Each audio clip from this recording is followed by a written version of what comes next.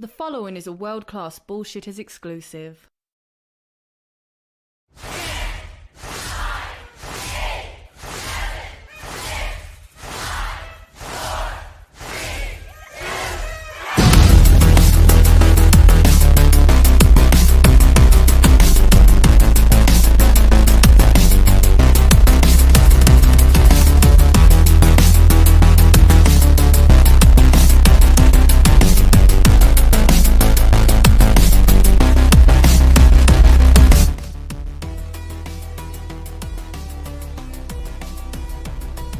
Welcome to World Class Bullshitters, the epitome of pop culture. I'm your host, G.M.P.C, and with me tonight is America's stepdad, the one, the only, Dion Green. Baby, boys and girls, children of all ages, welcome to another episode of the show where we tell you what you want to hear, laugh at what you don't, and, you know, maybe you hear some sexy stuff in between, you know what I'm saying? Just a smidge. We weren't on the top of People Magazine's list, but we're not at the bottom either. Hey, not on the I'll list. take it. Yep.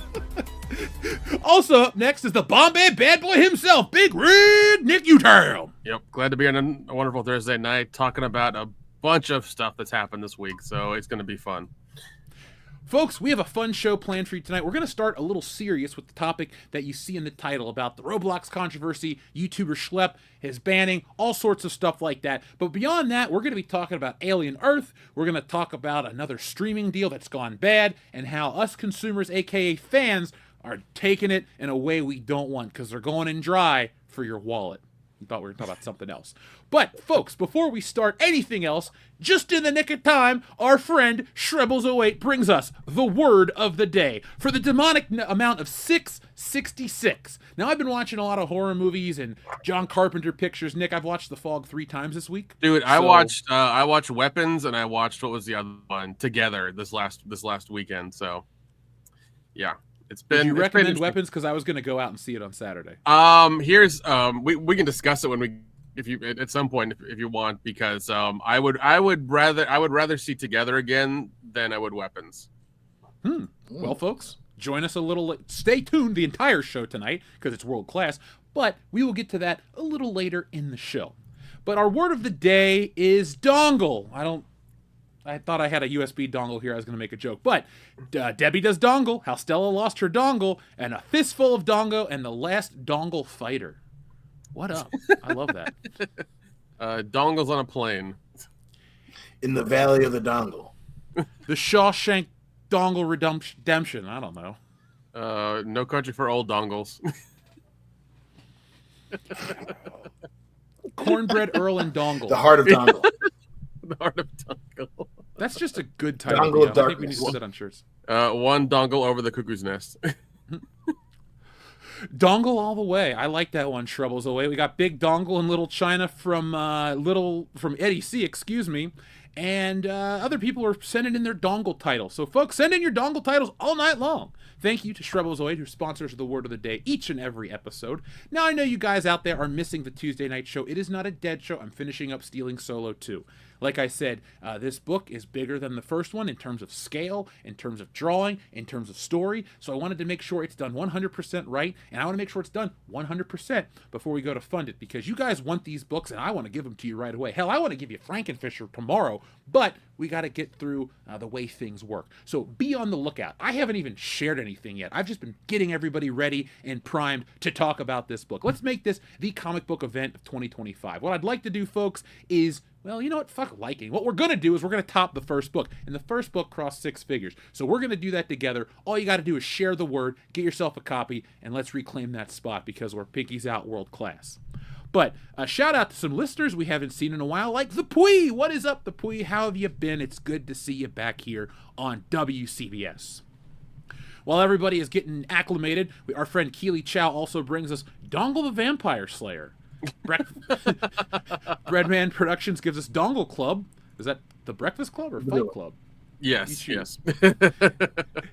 And Deep Star Dongle, but I think right now the winner so far is Live Free and Dongle Hard.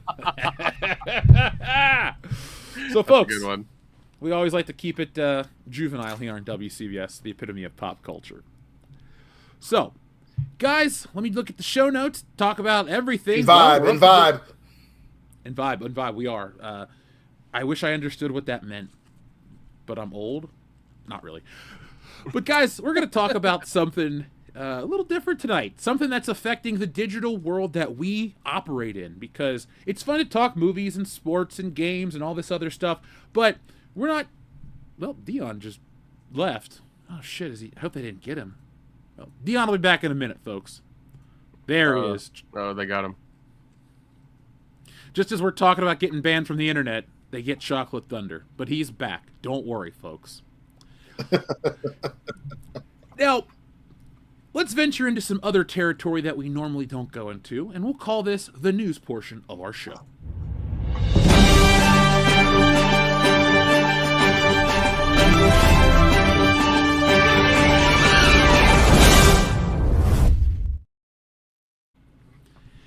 Now, Dion, this topic will definitely be more relevant to you and Kendo, especially as parents. But I've seen a story today, and it caught my eye. I wanted to talk about it because I really wanted to get the audience's perspective on this story.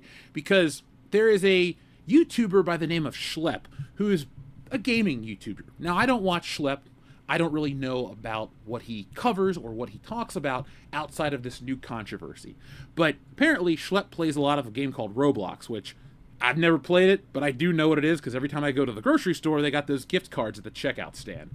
Now, Dion, have you been subjected to Roblox before? I have many a time. Well, I'm sorry in advance. So, folks, the story we're going to talk about tonight is this controversy that's surrounding the game.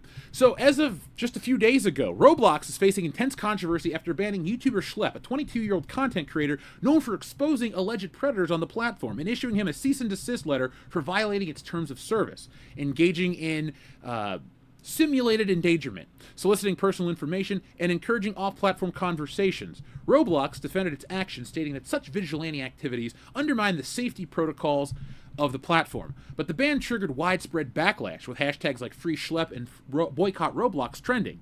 Prominent creators like Moist Critical criticized Roblox's moderation failures, while petitions for CEO David Basilsucky's resignation garnered over 55,000 signatures on the petition. We also had Congress step in.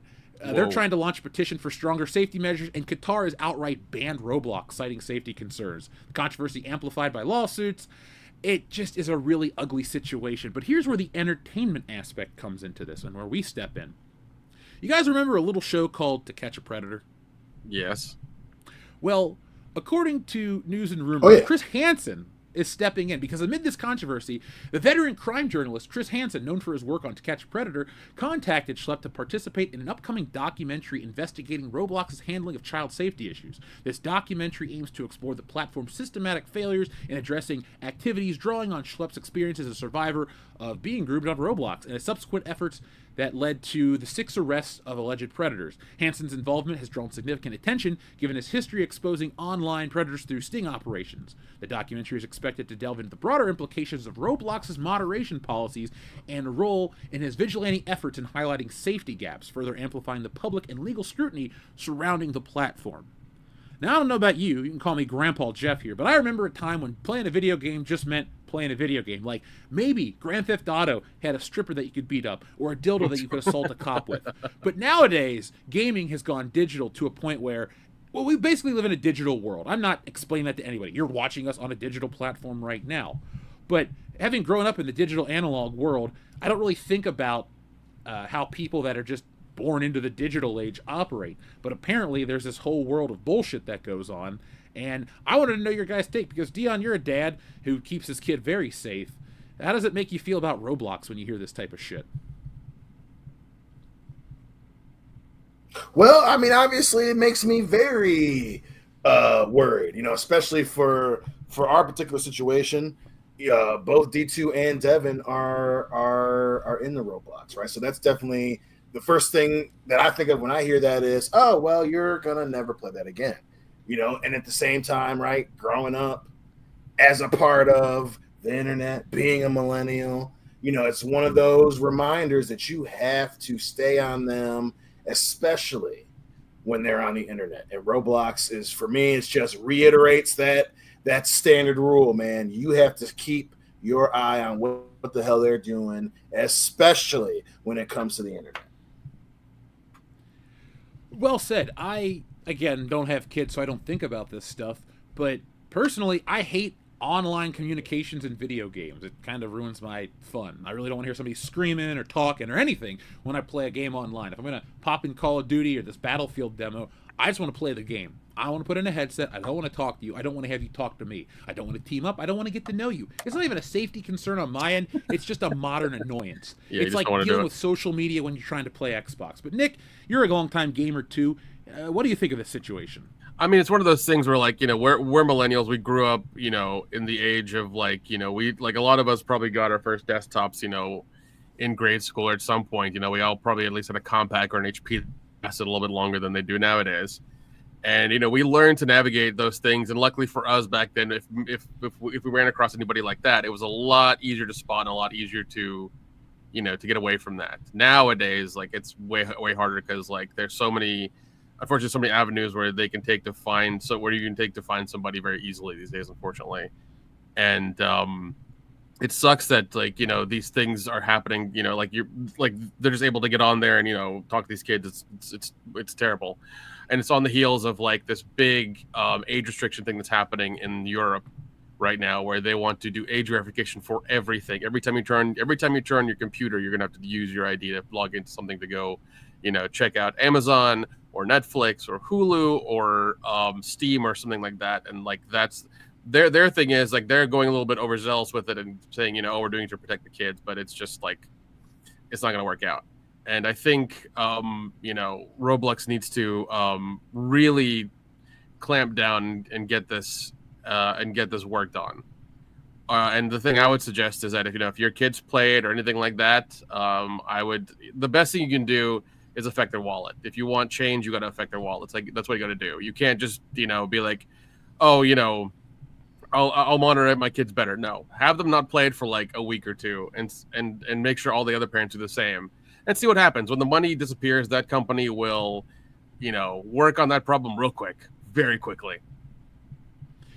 Yeah, I mean, that's how you win at anything as a consumer. You hit them in the wallet, because that's the only thing they listen to. Our friend John Thomas had sent a message that said, I think we need to see the hard drives, phones, and electronic devices of the Roblox board and company officers.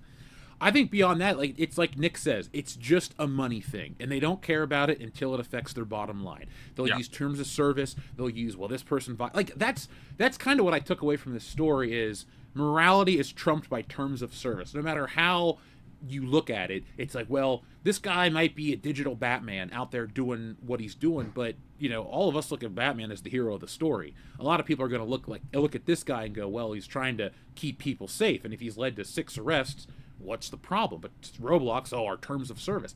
I don't really... You can't avoid a terms of service, and you can't turn on a damn game these days without walls of legalese, walls of text, and then you have to say, well, I promised to do this and that, or else they'll ban you and take you off the internet. And I think that's we're going towards the Black Mirror universe where, like, your social credit score and what you do online will affect everything because they're tying everything together. You talk about the EU's restrictions. I don't like the idea of needing an ID to log into a computer or these websites like that. We're not doing... Here's the thing. They're moderated by these billion-dollar companies. There's nothing illegal to do on Amazon or Netflix or Hulu. Like, we don't upload any content. We don't do those things. It's a situation where we are the consumers of what they give us, and we make those choices. And through every avenue, the stuff on the platforms are legal. The UK is getting crazy, and people call it, it's 1984. It's so Orwellian. But the further you go into the future, it just keeps getting stranger and stranger, and you never hear about these things getting reversed. You don't hear about the changes going back to the old way. They'll regulate and they'll alternate, but I don't think that it's a good thing. Yeah. We also, go ahead, Dion. Yeah, sorry. But if the other side of it too, right? Like, you guys are definitely spot on. But the issue, at least in my view, the bigger issue is, one is with companies, right? they want to make as much money as possible. So yeah, for Roblox, it's definitely a money thing. At the same time, the issue becomes with having to sign in with everything, all that. Companies, especially when their main goal is to make money, companies aren't going to store all of our shit, not necessarily speaking, even totality wise speaking. They're not going to have some giant vault with all of our information, with all the copies of our IDs and all this stuff. At the same time, we're facing this issue on Roblox where there has to be something done on the side of the producer of the content, and yeah, it's important to protect the kids. I got kids, 100%.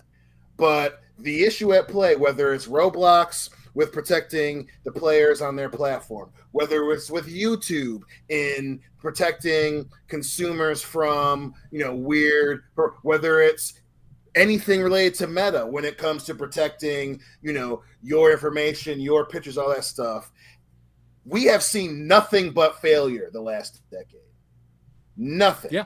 So for the internet, for all these governments to make all this thing, all the consumers have to use their IDs. So we have to do something. And at the same time, they're not making these companies do anything. And that's the big issue. It's the consumers have to be the ones monitored, not the companies and the practices that they do in that process of monitoring. We already know that companies do a horrible job protecting personal information digitally. That is, and even if there were someone from a company who wanted to argue the sheer amount in the industry right now, and I deal with physical security, so that relationship, is very specific, right? But even in the industry, in terms of IT, they all agree it's not a matter of if, it's when. So when the rule in the industry is, it is when a company's going to get hacked. But we, because of the government, have to give our picture IDs with all this stuff where we're already being attacked by the dudes on the other side of the law. Our information is already being sold by some of these companies already to shady actors online. On top of the fact that even after this, we all have to do age verification, and Microsoft doesn't have to do anything. And especially seeing as a lot of the products are shitty. I blew up earlier today. Microsoft won't have to do anything. Roblox, the company, won't have to do anything. Google won't have to do anything. YouTube itself won't have to do anything. Anything Meta related, because they're all under an umbrella, they won't have to do anything, particularly seeing as how they are the worst ones in terms of fake profiles that steal people's pictures and do specifically shit like this. That's the issue. It's the consumers have to make all the steps, but not the producers. We don't have to do shit. That's the other issue that's huge. Don't get me wrong. Protect the kids at all costs. I got kids. I would never argue against that. But that's the crazy thing. They're using the protect the kids thing to stop everybody from saying, hey, what are you guys going to have to do? Exactly. Because it's It's that's why I mean. I thought the petition for Roblox is nice, but those people who have signed that petition need to take the game away from their kids and stop buying the gift cards for like a month or two. In all honesty, and I know that'll be hard for the kids and they won't be able to play shit or whatever. But move to Fortnite or Battlefield 6 or whatever. Just not let them on the internet for all that goddamn time to play games. Yeah, that's also and get, good too.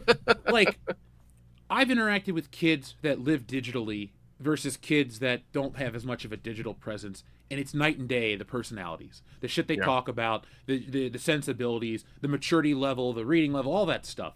And I'm not saying like take your kids and make them the weird antisocial kid or take away the cool things that everybody else is into, but like if it's this kind of stuff going on, you don't worry about keeping up with the Joneses. You're just like, this game is fucked up. This situation is fucked up. And you just parent. You don't worry about that stuff. There's things I do think about. That's a step I will take in the future. And I don't think, basically, I'm not going to say, hey, kid, here's an Xbox controller, go wild. That's dumb. There's so much more to. I guess I'm just being me. There's so much more to life than sitting and playing a fucking video game or a computer. Like, I work on this damn computer. Last thing I want to do is spend all my free time talking to strangers and playing Call of Duty. That just is boring as shit. But Dion, you made great points about these companies storing stuff, not storing stuff. I'll tell you one thing they store is all your goddamn credit cards. I logged in to buy something yesterday, and I never gave my credit card to this specific place, but it all had everything, and I went, I don't like this. So no, that's where we're at. They want you. I mean, you know, like look at TikTok Shop and things like that. You know, since you put your credit card in for one thing, they got you forever, and you can buy things on there. You know, in nauseam of just like anything you'd want, anything that any TikToker wants to sell you, they'll sell it to you, and you can just click 3 buttons and it'll be delivered to your door in a week. You know, and as Dion said, you know, the breaches of.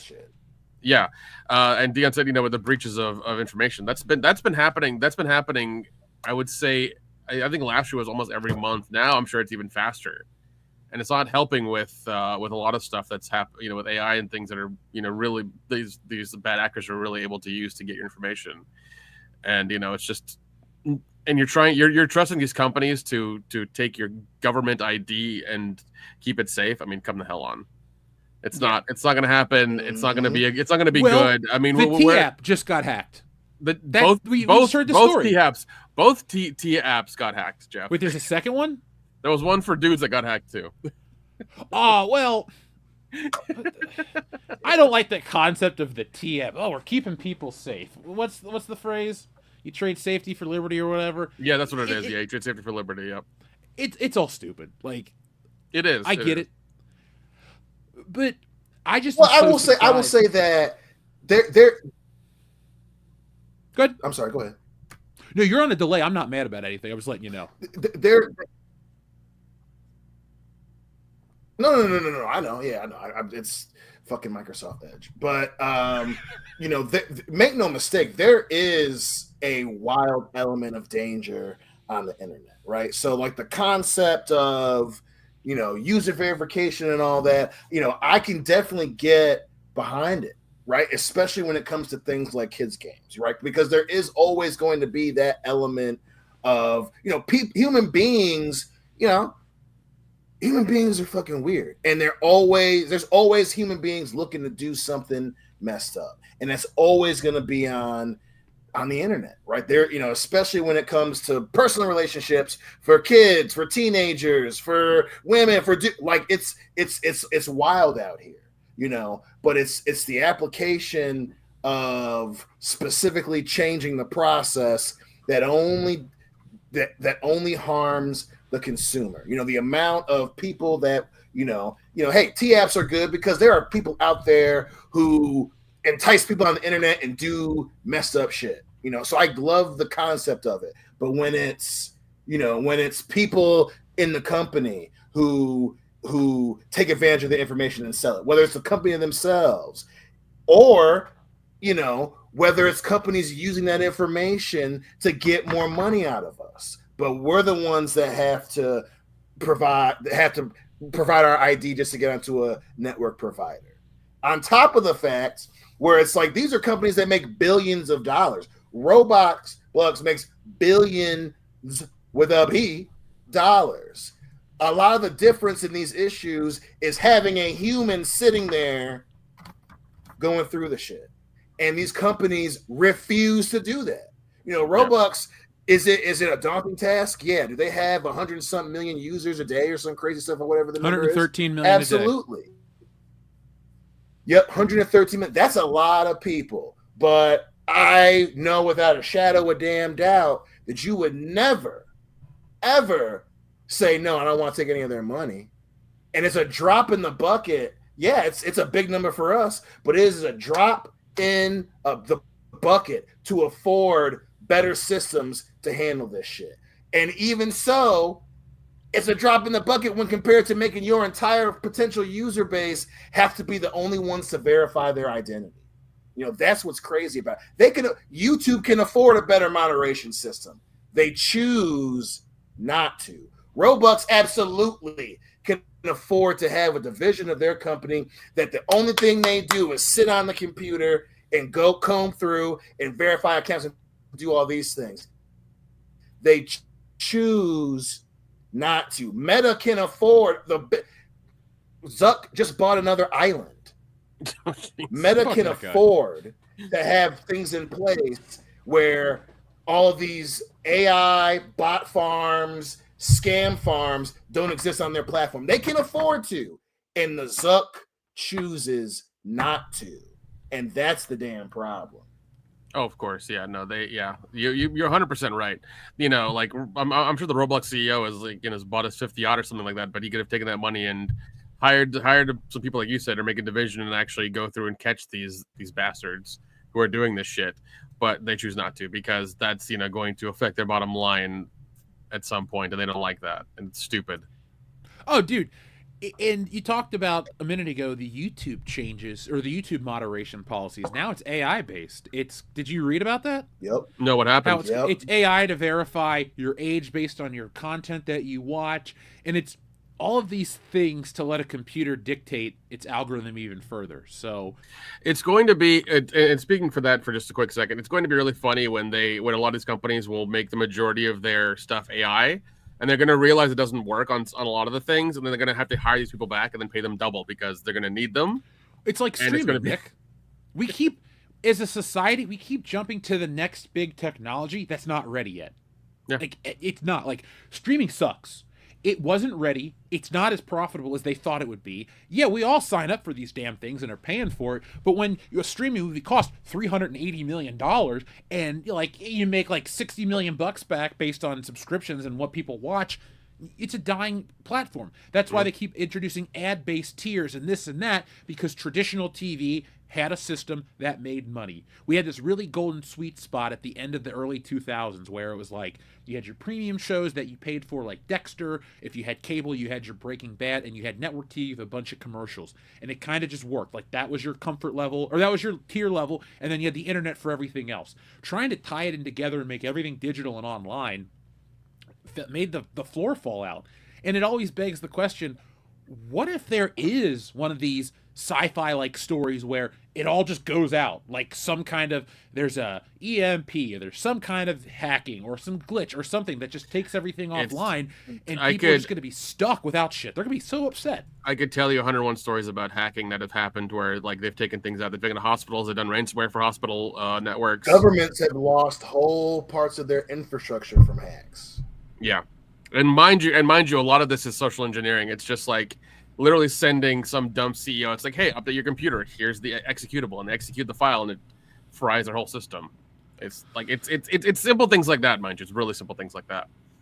Just because you're the CEO doesn't mean you're the smartest person in the room. Our local power company a couple years ago, they got hacked, and they got hit with ransomware, and they had to pay. I guess it was, if I remember correctly, it was like $500,000 in Bitcoin, and this is for a small city in Michigan. So that shit it continues to happen. Yeah. This whole thing with Roblox, I've heard about it for the last 2 or 3 days now, and I really do hope that people whose kids are using it get smart and turn it off, and at least have them not use it at all, or at least for a while. So this way it'll affect their bottom line, and they really get the message across and be like, hey, improve your shit or not. Improve your shit or we're leaving. Like, that's what I would love to see. I even talked to a friend of ours, a mutual friend of ours, Pete, and I talked to him about it, and he's like, his kid doesn't play it at all. His kid plays Fortnite, and he watches him play it and makes sure everything's okay. And, he makes sure, he takes care of him to make sure that he's not talking to anybody weird. So. Yeah. Down the road, when I am in that position, it'll be more like, you can play games. There's just no headset involved. You literally don't need to talk to even better. That's even like, I would rather let my kid play something that might be a little more violent, like a Call of Duty or even Gears of War, because it's so over the top and fake, then I would be like, play this game where you talk to strangers on the internet. Because, like, at the end of the day, Marcus Phoenix defeats the Flood. Not the Flood, that's Master Chief, excuse me. But Marcus Phoenix destroys the Locust, Flood, and that's it, and the Horde, and that's the end of the day. The kid might see something action-packed, and you're like, well, we'll watch Alien, and you just introduce him to shit. I think that's far less damaging than, like, strange... Like, it's like the situation, the devil you know versus the devil you don't. Yeah. The devil I don't is far worse than like, oh man, this video game had a scene where the monster got killed by a giant laser from outer space. Like, that to me is so irrelevant because I grew up on that shit. Oh no, I played Grand Theft Auto as a yeah. kid. I have no crimes. Yeah, we all grew up on watching, you know, RoboCop and bullshit like that. We shouldn't have it, you know, at a young age. So, we played you know. Mortal Kombat. Remember when Congress was like, Mortal Kombat's going to lead to the youth of America attacking each other? I've ripped out 1 million spines in Mortal Kombat. I haven't even been into a fucking fist fight in real life. Like, that's as boring as I am. So. Well, I mean, that's that government overstepping on a lot of bullshit like that. That's what they're really good at. Hence, it's happening in the EU and the age of revocation. They're just like everybody pull your IDs for everything. It's like, calm down. I wish everyone would just be like, nah, we're not going to. And then all these digital infrastructures just collapse. It's like, oh, you need to use your ID to use Amazon, and everyone's just like, fuck it, we'll go down to the local shop.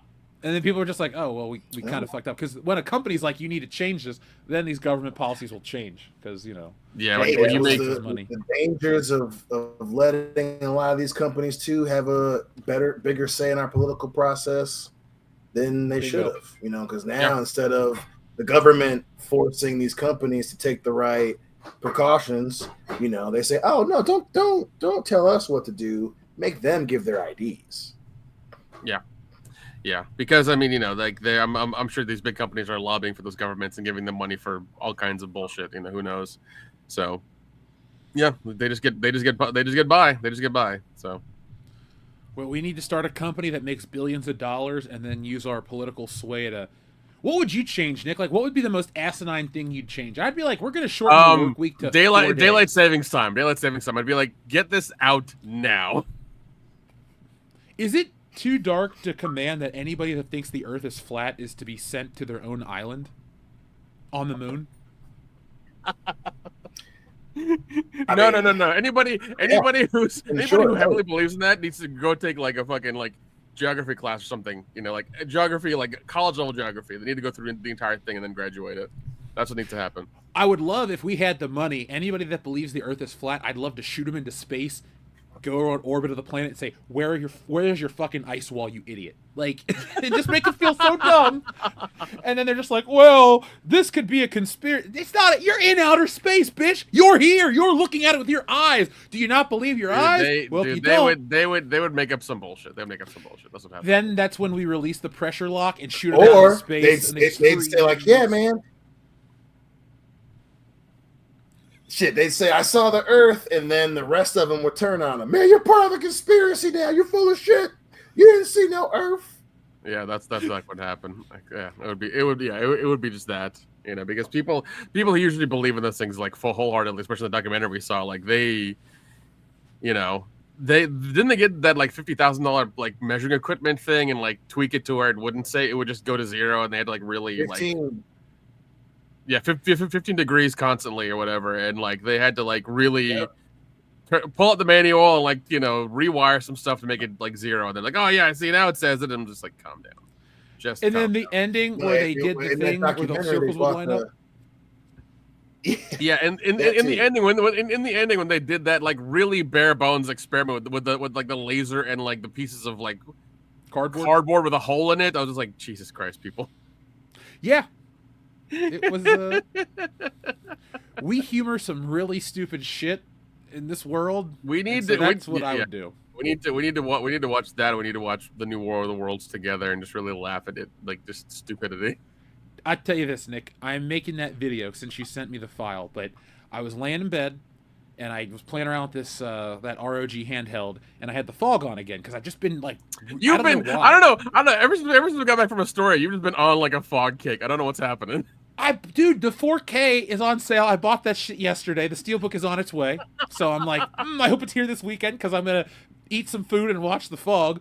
But I was dozing off at the end because I've been watching it all week. And so, you know, it's like, boom, The Fog. And then the music plays. And I'm laying there. I'm like, I'll turn over in a minute and I'll change the movie. Or I'll turn off the TV, and all of a sudden another movie starts playing, and I'm like, oh, I wonder what this is. Universal Pictures. I turn around. It's War of the Worlds. I pop up and scream, fuck no. It's like 2 a.m. I'm like, no! And I'm like, you know what? That guttural reaction is exactly why I'm going to make my video about this crap, because sometimes you just got to let people know how bad of a job they did. And that is my new 5-minute life goal of just like, hey, we got to let Ice Cube know, brother, you fucked up. So. Oh man. We'll watch it together, Nick, in an inebriated state like Dion and I did, and we gotta watch it with Kendo because he's the one I want to hear freak out over it. You know, it will be hilarious. Oh yeah. Is there anything else you guys would like to say about Roblox or Schlep or any of the other parts of this controversy? It's brand new. We're just following it now, folks. If there's enough interest in these clips and in this episode proper, we'll go back and cover it. But if there's anything else you guys want to say, speak now or forever hold your peace, a.k.a. we're going to read some of the super chats, and we can talk about those. I would just say if you've heard about this and you're a parent, delete it off your kid's computer, and if they whine, bitch, and moan, tell them to go outside and play in the yard. Yeah, the yard. Yeah, tell them on the planet. Yeah, tell them to go drink water from the hose. It'll make them stronger. You give your kid dysentery by accident, but hey, it makes them stronger, right? Like all the Gen Xers say, oh, we were inhaling secondhand smoke and riding around without seatbelts. It's like, well, we've actually proven that those things are dumb, and we've moved past it. We don't need to go back that far, but, hose water and staying out in the yard, and some fireworks are fine. I got all my fingers, so. My favorite fireworks story, though, is Dion. One New Year's Eve, every New Year's Eve we get blasted, but one year he got blasted and he had fireworks. He goes running out in the back of the apartment with the fireworks shooting him off. It's the new year, and you had those high-ass socks on. That was my favorite Dion memory. Oh, my God. Good time. Yeah. Folks in the chat, let us know your favorite WCBS memories. Dion, myself, Kendo, or Nick. We'd love to read them on the air. But thank you to everybody who supports the channel with memberships and super chats. We appreciate you guys, and the more you guys can help us out, the more we can do with this channel. We were able to go to Oregon. We're going to have that video long form and for Halloween with the shiny hotel and all that other wonderful stuff. But it just helps WCBS exist, especially in this time. We could use your guys' support. So thank you to everybody like Joseph Bienwich, who's been a member for not 1 month, not 2 months, not a year, 30 months. So thank you, Joseph Bienwich, for being a member since the beginning. And that's not the only WCBS member we're going to be hearing from who's been around that long. But Joseph Bienwich says, hail to WCBS. All hail the chat. All hail to you fine folks. And thank you for joining us this evening. Shout out to you, Joseph. Thanks for being the moderator as well. Xavier to God, who's been here for a long time, says the YouTuber Gideon is getting sued by Roblox because he has been catching weirdos on their BS in this game, and it's getting them arrested. So what would the ground, like, I get it. You didn't follow the terms of service, but like when I say morals, it's not a religious thing. You can have morals and not be religious because there's, different ways. But like, what does a company stand on morally? It's like you helped arrest all these people that are committing crimes, and now we're gonna get you sued. Like, that's just dumb. I think what it is, and it's kind of a double-edged sword. It's like you're using people's maybe IP addresses and messaging them certain links, so it shows where they are, and it's showing like their IP address and their location and their ISP, and by doing that, you're kind of like it's a invasion of privacy and like in that kind of sense. That's fair. And like I understand it, but also like he's not doing it nefariously. So like that's the thing. Like you said, he's got morals and he's using his power for good. So I'm okay with that. Plus the other side too is, especially from corporate America, their issue is for shit like this. It's what if one of these guys do it and they're wrong? Yes. And then on top of that, what if they do this and they're wrong, and someone gets accused and it fucks their life up? They're going to say, hey, very fair Roblox, point. You didn't do anything, so, even the numbers might be disjointed, but corporate, they do not like liability on either side of it. Yeah. And that's a corporate bullshit, which I mean, I get, but also it's just like, if this guy's doing a good job, just like, I think the Batman comparison was good because it's like, Batman's breaking people's bones, knocking out their teeth, fucking them up, but he's only stopping criminals. He's also fake, so understand the comparison. Yeah, exactly. For as much as I love Batman and a lot of comic books, I draw all this shit, I've never once thought, man, I wish Batman was real. Like, I wouldn't want to meet Batman because if you meet him, that means you're doing something wrong. He's going to beat exactly. your ass. Yeah. Same with the Punisher. It's like, we need a real life Punisher. Depending on who's writing it, the Punisher's kind of crazy. Do you really need that? Like, I get it, but I don't. I hope no. Well, that's real. Yeah, I love it where it's like some people that say that I always remind them in the comic books they're always right. Yeah, it is It's a fiction. lot different if the Punisher was in a shootout when you're at the mall. Of course. Yeah, Microchip in that van aren't gonna fix your legs if he runs you over. Mm. You're a bystander. right. How'd you end up in the hospital, Johnny? Well, the Punisher shot me by mistake, but it's okay. He stopped Jigsaw. I'll never walk again, but that's okay. Evil dies tonight. Evil dies. So does my future. It was only a 38. Yeah. It's only a 30. Oh God. Like that mob guy that got hit in the head with a 22 and just got right back up and killed the other dude. I think that's the gnarliest story I've ever heard in my life. Shrebbles 08. Well, let's get this stage set up. Dion, we're getting a phone call from the other realm, the realm of Mr. Cleo. So we'll let Mr. Cleo, psychic extraordinaire, prepare himself. From Shrebbles 08, who's been a member for 30 months, as long as Joseph Bienowitz. No, So I thank you, need some Shrebbles time to 08. prepare for this shit. Not just throwing it at me in the middle of the show. Fine. You know what, Dion? We're gonna go. Characters. Look at. Let's do the other super chats, and then at the end we'll go back to Mr. Cleo. Is that fair?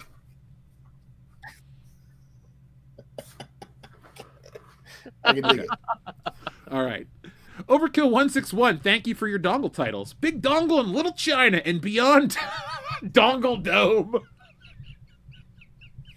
I love that. I love that. Yeah, Dongle Dome is. Nobody wants to live in Dongle Dome, but the fact that it's there helps people relax at night. It's in Las Vegas. Xavier to God, thank you very much. He says, I only play online games with friends or family. Same. Well, I'll communicate if certain friends are like, come on, get on, or they'll call me on the phone, and that's fine.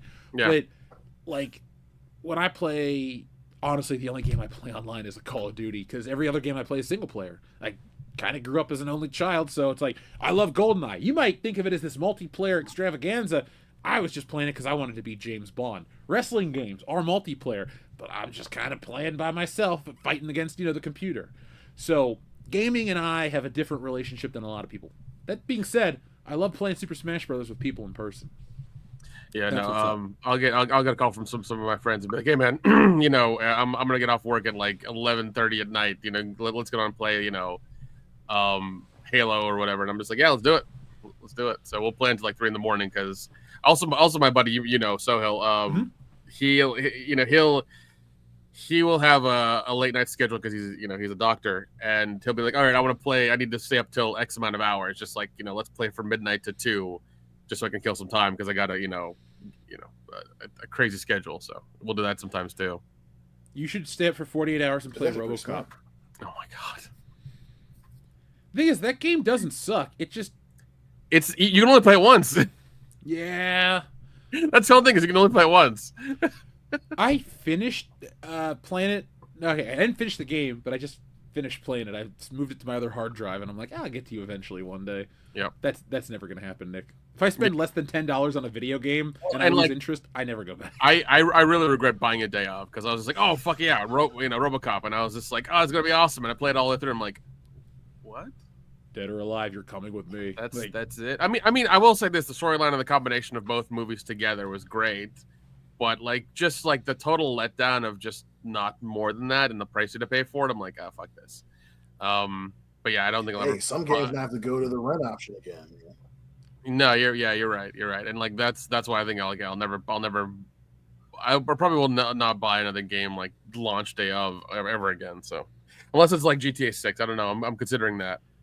I won't spend more than $70 because that's the modern price. I'm not dropping $100 to play Grand Theft Auto. Like, I love GTA. It used to be my favorite series, but after a while, those maps are boring as shit. And people are like, but GTA 5, bro. It's like, look, I waited in line for that game 12 years ago. Like, I had a college exam in the morning. I took that exam. I skipped all my other classes in the afternoon, got some pizza, and I sat and played GTA from 4 in the earlier than that, noon until 2 or 3 in the morning. Loved that game. Rebought it on the PS4. Have it on the Series X because it's part of Game Pass. I put in my time. Yep. But I also am just so bored by it. Turn it on, I'm like, I'm going to drive around the map and now I'm at Mount Chiliad, and now I'm at Venice Beach, and it's the same fucking game. And I don't think 6 is going to be any different. It's just going to be the same old shit of, but Jeff, you're in Florida. You can go to the Everglades. All right. Well, so I keep people into the water. I don't know. I keep hearing a bunch of stuff. I mean, like, it's one of those things. Like, why would they spend so much money on it if they didn't have a lot of stuff already in it? And it seems like they're trying to. I keep hearing rumors about them setting up some sort of economy for it and doing all kinds of stuff in it, and it's interesting for sure. It's very interesting. I won't spend. Here's the weird part. You can put the same amount of time into an online business or interest and make real world money, or you can make fake Grand Theft Auto money. I don't want an online economy. I just want a big map, and I want to be able to run people over and do all this horrible shit. I want to go to a beach in a tractor and just run over everybody in bikinis and swimsuits. I want to shoot a shark. I want to fly an airplane into a pizza restaurant. I want to do all this stupid shit, and then I want to turn it off, and I want to go live a normal life. Like, Grand Theft Auto is the ultimate form of catharsis for me. I get to be a masochistic, maniacal asshole, but then I just go back to being myself. There you go. There you go. You don't need my ID to play Grand Theft Auto, because if my ID was recorded on my GTA record, I probably have the highest body count of anyone in North America. I will just get the minigun and go to the LAX or the freeway, the 405, and just mow people down. I'll just all of a sudden because of that, you start getting flagged by the FBI, and they're just like, we need to look into this person. What's going on over here? It's like the opposite of Last Starfighter. Because of my GTA record, the government's like, you would be I should write this as you'd be a prime assassin. So they trained me to be a killer. It's like, I'm playing Grand Theft Auto. I don't know shit about a gun. That should be a story. That should be a short, Nick. We can make that too. I'm down with that, man. I'm down with that. Shrubbles, wait, we're going to end with your button, because that's a good way to end, but don't worry, we'll press it for you. John Thomas says, Jeff, I tagged you on X with the casting of Highlander. I'm in for it. Thoughts? So, I got to look up who is playing Connor McLeod. I think it's Henry Cavill, so I'm on board with that. But did you guys hear who's playing the Kurgan? Who? No. Batista. Oh, my God. Wow. Yeah. Oh, jeez. He's God, him and Pedro Pascal are everywhere. I swear to God. Yeah, Batista was in The Naked Gun, which I actually saw again. He was, right? Yeah. Well, he was also in that movie that nobody saw with Kumi Nabjabi. No, say it. Badlands. Badlands. Yep. Who was in it, Nick? Who was in it? Mila Jovovich. Franchise killer Mila Jovovich. Got it. What have we been saying? What have we? This America, we would never, ever steer you wrong. It has been a channel thing for years. If Mila Jovovich is in it, don't see it. Sorry, no. It's not Badlands. It's in the Lost Lands. Oh, well, it came and went, and nobody gave a shit about it. I remember the trailer, and I thought how dumb it looked, and I went, I'll never watch this movie, and I made that decision right there. Yeah. And you and everybody else, because it was in theaters and it wasn't. Yeah. I love science fiction, but I'm not gonna watch underworld level production sci-fi stupid ass it's very movies. Okay. It seems like it was like a Resident Evil thing without there being any fucking zombies. Like, it was just very stupid. So it's somehow better and worse. Got it. Yeah. I'll read the small synopsis. A witch travels to the Lost Lands in search of magical power that allows a person to transform into a werewolf. That's the description I'm reading right now off of Google. Those are 2 lines that are there. I'm not making this up. It's there. I just want. It's weird. There's so much shit entertainment that gets produced, but we've kind of passed a little point where I'm seeing more good stuff than bad, and I'm finding myself enjoying a lot of stuff. Now, to answer this question, though, John, I look at Highlander in a franchise like Halloween, and this is a video I'm working on. Here's a little teaser, folks. Film franchises with one good film. Highlander is awesome. I love that movie. Connery's great. Christopher Lambert's great. Clancy Brown is great. It's a great concept. Great execution. You got a Queen song. You got the Fabulous Freebirds. You got all this great shit in it. Awesome movie. 2 thumbs up from Jeff. But then you get Highlander 2: The Quickening, which is a parody. It's such a bad movie. I I don't even remember if there was a Highlander 3, but there's a Highlander TV show, and I wasn't a fan of that. I think there's even a Highlander cartoon. It's like a franchise that they just tried to pump out and it just didn't work. Yep. Yeah, I remember that the TV show was a lot of fun though. It was on USA, it was. I think it went to Showtime. It was on Showtime. They went to USA for like late night stuff. But I remember watching it as a kid. Adrian, what was that guy's name? Nick? Oh my god, I have to look it up now. Adrian Barbeau, the male version. It is Adrian Barbeau. And then yeah, she was, and then Mario Van Peebles was in Highlander 3. Yes. Let's see. It is Adrian Paul. Adrian Paul's a guy. Oh. Yeah. Thank you.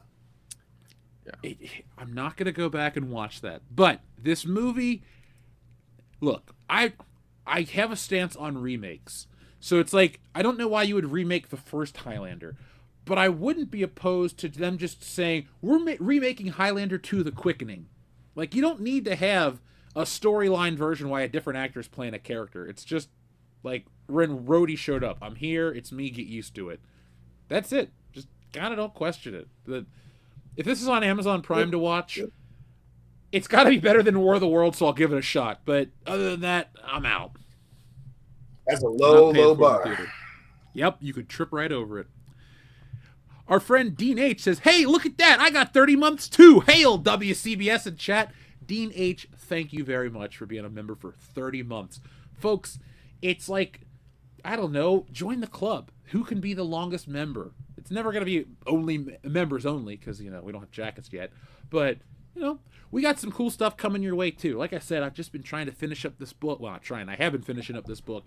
I don't like delays. I don't want hiccups. And this one has been so much smoother than Wokebusters. Like, Wokebusters turned out good. Great. I'm happy. I'm proud of it. But Stealing Solo 2 has been a breeze. It's like the pages just flow. And as soon as that's done, it's going to be, I'm taking a 2-day break after I get back from Nick to recover. And then it's going to be WCBS in a way you've never seen before. Like 2018, the way that you guys miss it. We have networking plans. We have all kinds of stuff that I've been working on every day. But once we roll it out, that includes a new version of the High Council, a different way to do it, finally bracket battle, and some evergreen content that we've been wanting to make for a while. So thank you guys for supporting us and keeping it rolling here on the channel. John Thomas asks, when you think James Bond, which theme song immediately comes to mind? Ooh, I love questions like this. For me, it's For Your Eyes Only. I'll go in a minute, but Dion, you and I are diehard 007 fans. We have the box set along with Nick. What do you think of when I say James Bond? What is the first song you think of? Goldfinger. The first one I think of is Goldfinger. It's one of my favorite ones. It might not be my number one, but I immediately think of Goldfinger. The video, the music, hell, even the opening. Like that's James Bond pops up, my black ass gonna think about Goldfinger. It's a great movie. It's one of those movies that I've changed my stance on. I used to watch it a bunch as a kid, then I got burnt out on it. Now I watch it as an adult, and I go, it is actually really great. So I was wrong. Nick, same question to you, man. Live and Let Die. That's the version I always think of, and that song is the one I always like. Whenever anybody says James Bond, that's the one that pops in my head all the time because that's my favorite. I'm gonna cheat, John Thomas. Honestly, when you say James Bond, I first think of the Dr. No theme, which is technically just the James Bond theme. But if you want like a regular, real song, my brain usually jumps to either Goldfinger or for some reason A Spy Who Loved Me. I don't even like Nobody Does It Better. I really don't like that song. Nobody Does It Better. Okay. It's not a bad song, bro. It's not a bad song. Let me rephrase it. It's a low-key good one. Okay, let me rephrase it. I don't dislike the song, but it's not one that I go out of my way to listen to. Like, I listen to A View to a Kill at least once a month. A View to a Kill is But A View to a Kill is Duran Duran, though. But it was written for the movie only, like all the other songs. Yeah. And it's a kick. Hey, Paul McCartney and Wings did Live and Let Die. That's true. That's true. I may not like a lot of Paul McCartney's music, but he's an icon. I can't deny that. I'd be full of shit if I try to tell you Paul McCartney and Wings suck. Come on now.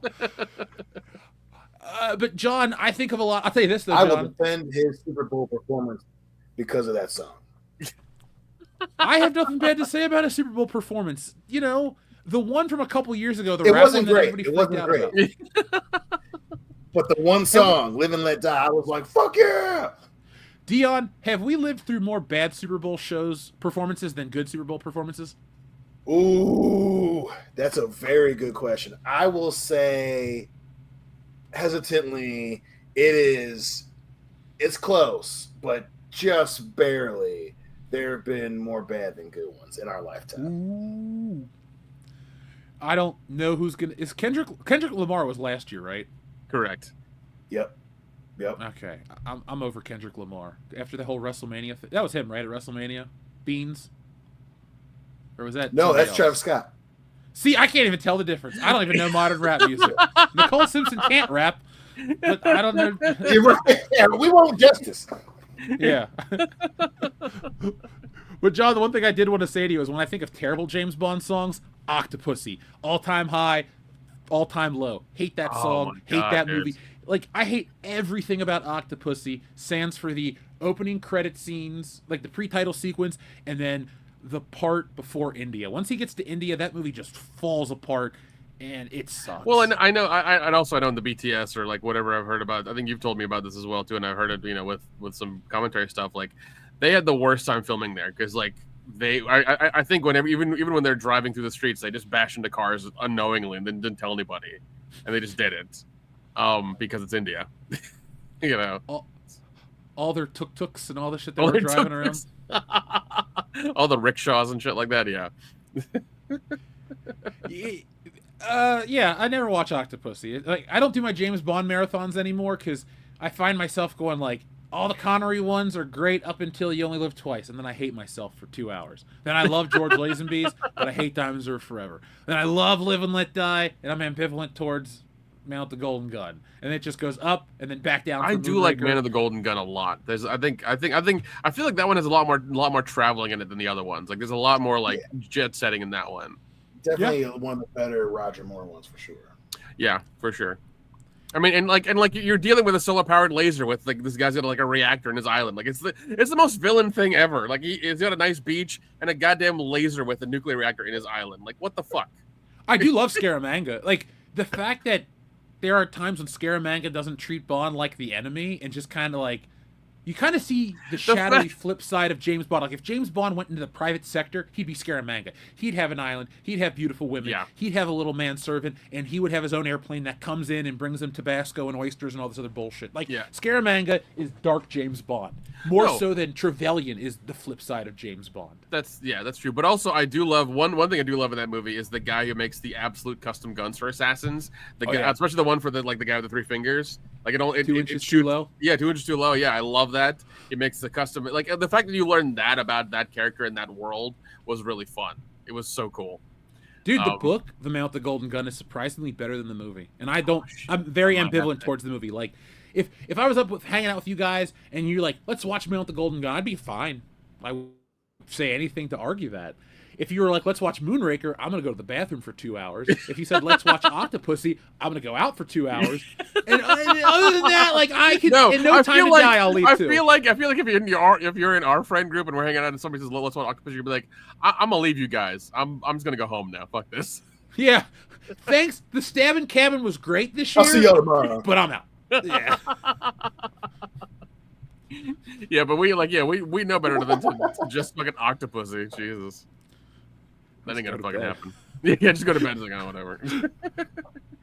Our friend, let's see, Xavier to God is up next, who says, you guys should verse each other in GTA 5 online. Oh my God. I think we should become like a gang of outlaws on GTA Online, and we should terrorize everybody else. Like, I'm entirely down with WCBs that. I van.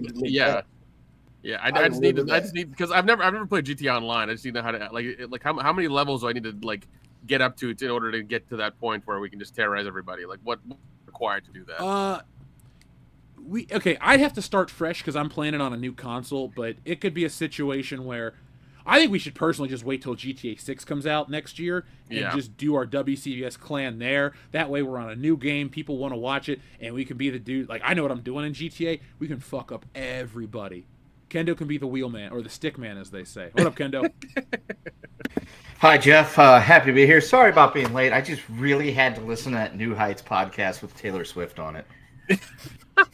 Doesn't she have an album coming out that I'm never going to listen to? Yeah, that's what she announced and all that bullshit. Yeah, that's what they announced on the podcast. I actually did listen to it because I am a 92%er. Shout out to those guys. They don't sponsor shit. Hey, I'm allowed. You don't have to shush me. I'm allowed to talk on my own fucking show.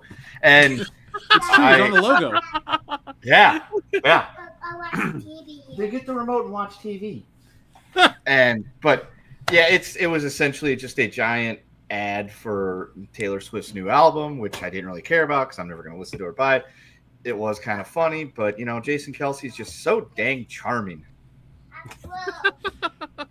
I'm a Travis Kelce fan. I don't know the difference. I went to school with one of them or both of them. They both went to Cincinnati. Well, usually it's one or the other. I mean, did you go with just one or both? I'm not going anywhere with anybody named Travis or Jason. So that's a good rule to have. I hope nobody in our channel is like a Travis. Like I hope Dr. Coffin-Nails isn't Travis or something. I'd be like, I'm sorry, dude, for shitting on you. I would be so hurt because listen, and because I was welcomed into the Chiefs kingdom. I love me some Travis Kelce, but it would hurt my soul if I've always been if it was Dr. Coffin-Nails, I was Travis Kelce the entire time. I'm like, no, we were joking. We talk about you in a really high regard every other time. Look, if one of our listeners was like in the NFL, I'd be like, why don't you get WCBs like a building? Because a $50 million contract, a $250,000 building, it's pennies to you. And that way, it could be a tax write-off as a donation. Like, we'll play ball. We want to get 501(c)(3) certified, become a charitable organization. That's our goal in 2026, folks. We're going to become educational. It's probably easier to become a church than to be educational. Hey, I have a Saint candle right here. It might have Captain Kirk on it, but I got one. The first Church of Kirk. Let's start it. Several upstairs. So there you go. Yeah. Qualifies. We could definitely make for sure. And our days of worship are Thursday at 8:30 Eastern Standard Time. Yeah. And there you go. It's not Sunday. It's Thursday. Yep. Exactly. The church, except during football season. Season. Then we're on Wednesdays. We're on Wednesdays. Yeah. There you go. If you guys want to test that out, we could during football season. If you want to do Wednesday nights, depending on people's schedules, because sure. I'm saying I could tell that Thursday night football is too much of a distraction, so we can always just preempt the show by going a day early. And I don't think anyone would complain. It's like we get the same show a day ahead of time. Okay. Look, we just can't we can't compete with the NFL. We're not Vince McMahon. No. Jeez. He clearly put a dent in Monday Night Football. No fun Monday Night league. Raw football. Our friend Darian217 with a mega awesome, super generous super chat. Thank you, Darian, for all you do, and don't have any regrets for about what you're about to say, because I like this movie. I still have no regrets in giving you each a copy of my favorite movie, The Fifth Element. We all love it. With Mila Jovovich. Every time Dion says Mila Jovovich's name, I remember he's able to tell us the entire plot of Ultraviolet like nothing. Oh god, Ultraviolet. Yeah, it was like I feel like she peaked in Fifth Element, and then that's it, because there was enough star power to overpower her her bad stain on that movie, and it was great. Ultraviolet was just I don't know. It was just a movie. It was a movie. It was a movie. Well, It's since such you guys a are the weird movie, expert, Marks, what's worse, Ultraviolet or Eon Flux? Ultraviolet, because it doesn't make any fucking sense. Yeah, it's nonsense. It really is. It really, really is. At least Eon Flux is you have source material. You can watch the what is it, the cartoon and really get into it. But, the animated series, yeah. The animated series. Shit. Yeah, but with Ultraviolet, just they just pull out of their ass, and it was like, what is this? It was, it's strange. If there was a scene in the movie where they pulled something out of Mila Jovovich's ass, I'm sure a lot of people would like Ultraviolet and hold it in higher regards. But it was that PG-13 era where you had an edgy rock soundtrack. Yeah, they had that, and then you had the unrated Blu-ray that came out afterwards that nobody gave a shit about. Well, then you couldn't even see anything. All the action scenes were cut weird, it was Jason Bourne on steroids. You couldn't see shit. Dude, I am so thankful that we've moved past the Jason Bourne era of tap the, like, even Star Trek, J.J. Abrams did it, because I saw how they made it in the special features. They would take a camera and they'd fucking tap the side of it with their hand to get that shaky look. That was the worst era for visual clarity in a film. Like, you watch a classic Bond movie, you watch a classic Western, you can see what's going down. Even Nolan. Well, no, Nolan fell into that trap, too. The Dark Knight has some bad fight scenes. Like, that stupid... I hate the way Batman fights in that movie, but that's neither here nor there. But I like where we are with certain elements of entertainment. Like, is it good? Not really. Is it great? No. But speaking of fight scenes, we're getting Nobody 2 this weekend. Yep. I'm gonna go see that one instead. Our friend Enrique convinced me to watch it, and we'll read his message in a moment. But I liked it. Like, I call them dad rock action movies, the yacht rock of film, where every winter an old white dude dusts off whatever from his past and fights a bunch of young guys with guns and shit and comes out on top, and you're like, you know what? I will watch the movie where a family man saves the day, because they're all pretty good. Taken's great. Nobody's great. I didn't even hate Bruce Willis in Death Proof. Like, or Death, no, not Death Proof. Death Wish. Death Wish. Death Wish. I love my dad rock action movies. They're not as good as John Wick, but still pretty bitchin'. That's true. You know what I've noticed though, Nick? We've moved past, like, we don't have slashers anymore, and I'm okay with that. But, folks, if you don't know what a slasher film is, they're like Friday the 13th and Halloween movies, where it's basically a masked dude going around and killing people in creative ways. We've replaced that with the action star who kills people in creative ways. Like, I watch John Wick movies for the action and the unique kills. Same with Nobody. He beats the shit out of people in unique ways. So, yeah, but I like that a little more than slashers. Well, the funny thing is, it's the same audience, because slashers were something you would see you would watch cable TV, and you'd see this the hot new actress or actor on some show, and then they would be like, oh, let's put them in the slasher movie that's going to cost like $10 million to make, and we'll pay them like $1 or $500,000 or whatever, and it'll be fine. And that was their way of advertising it and making money on that horror movie for that weekend. Now nobody watches TV and nobody cares about those kids unless they're on Netflix or something, and you can't get them to do that because it'll cost too much. So us who have grown up with that are now into the ridiculous, over-the-top action movies where the old white guy kills a bunch of people in a small town just with his thumb or something. So I mean, it's the same audience, it's just different stuff. I guess once a slasher kid, always a slasher kid. Yeah, as Dion refers to them, those goofy ass Jason movies. They are goofy ass Jason movies. I love them to death, but they're goofy as fuck. Yeah, none of them are like. I will go to bat for Halloween being a solidly made movie with great visuals, of course, but not a Friday the 13th movie. Like, they're all trash. No, they are. But I love them. I will. I mean, I bought the Blu-ray box set. I will willingly say they're not all great, and most of them are not good. But they're fun. Overall, Friday the 13th is better than Halloween as a franchise. Yeah. I mean, we are getting the show that's getting shot right now in New Jersey, the prequel show. So we'll see how that goes. We should find out where they're shooting, sneak on set, and when they're trying to film something, pop out in a Jason costume and run off frame.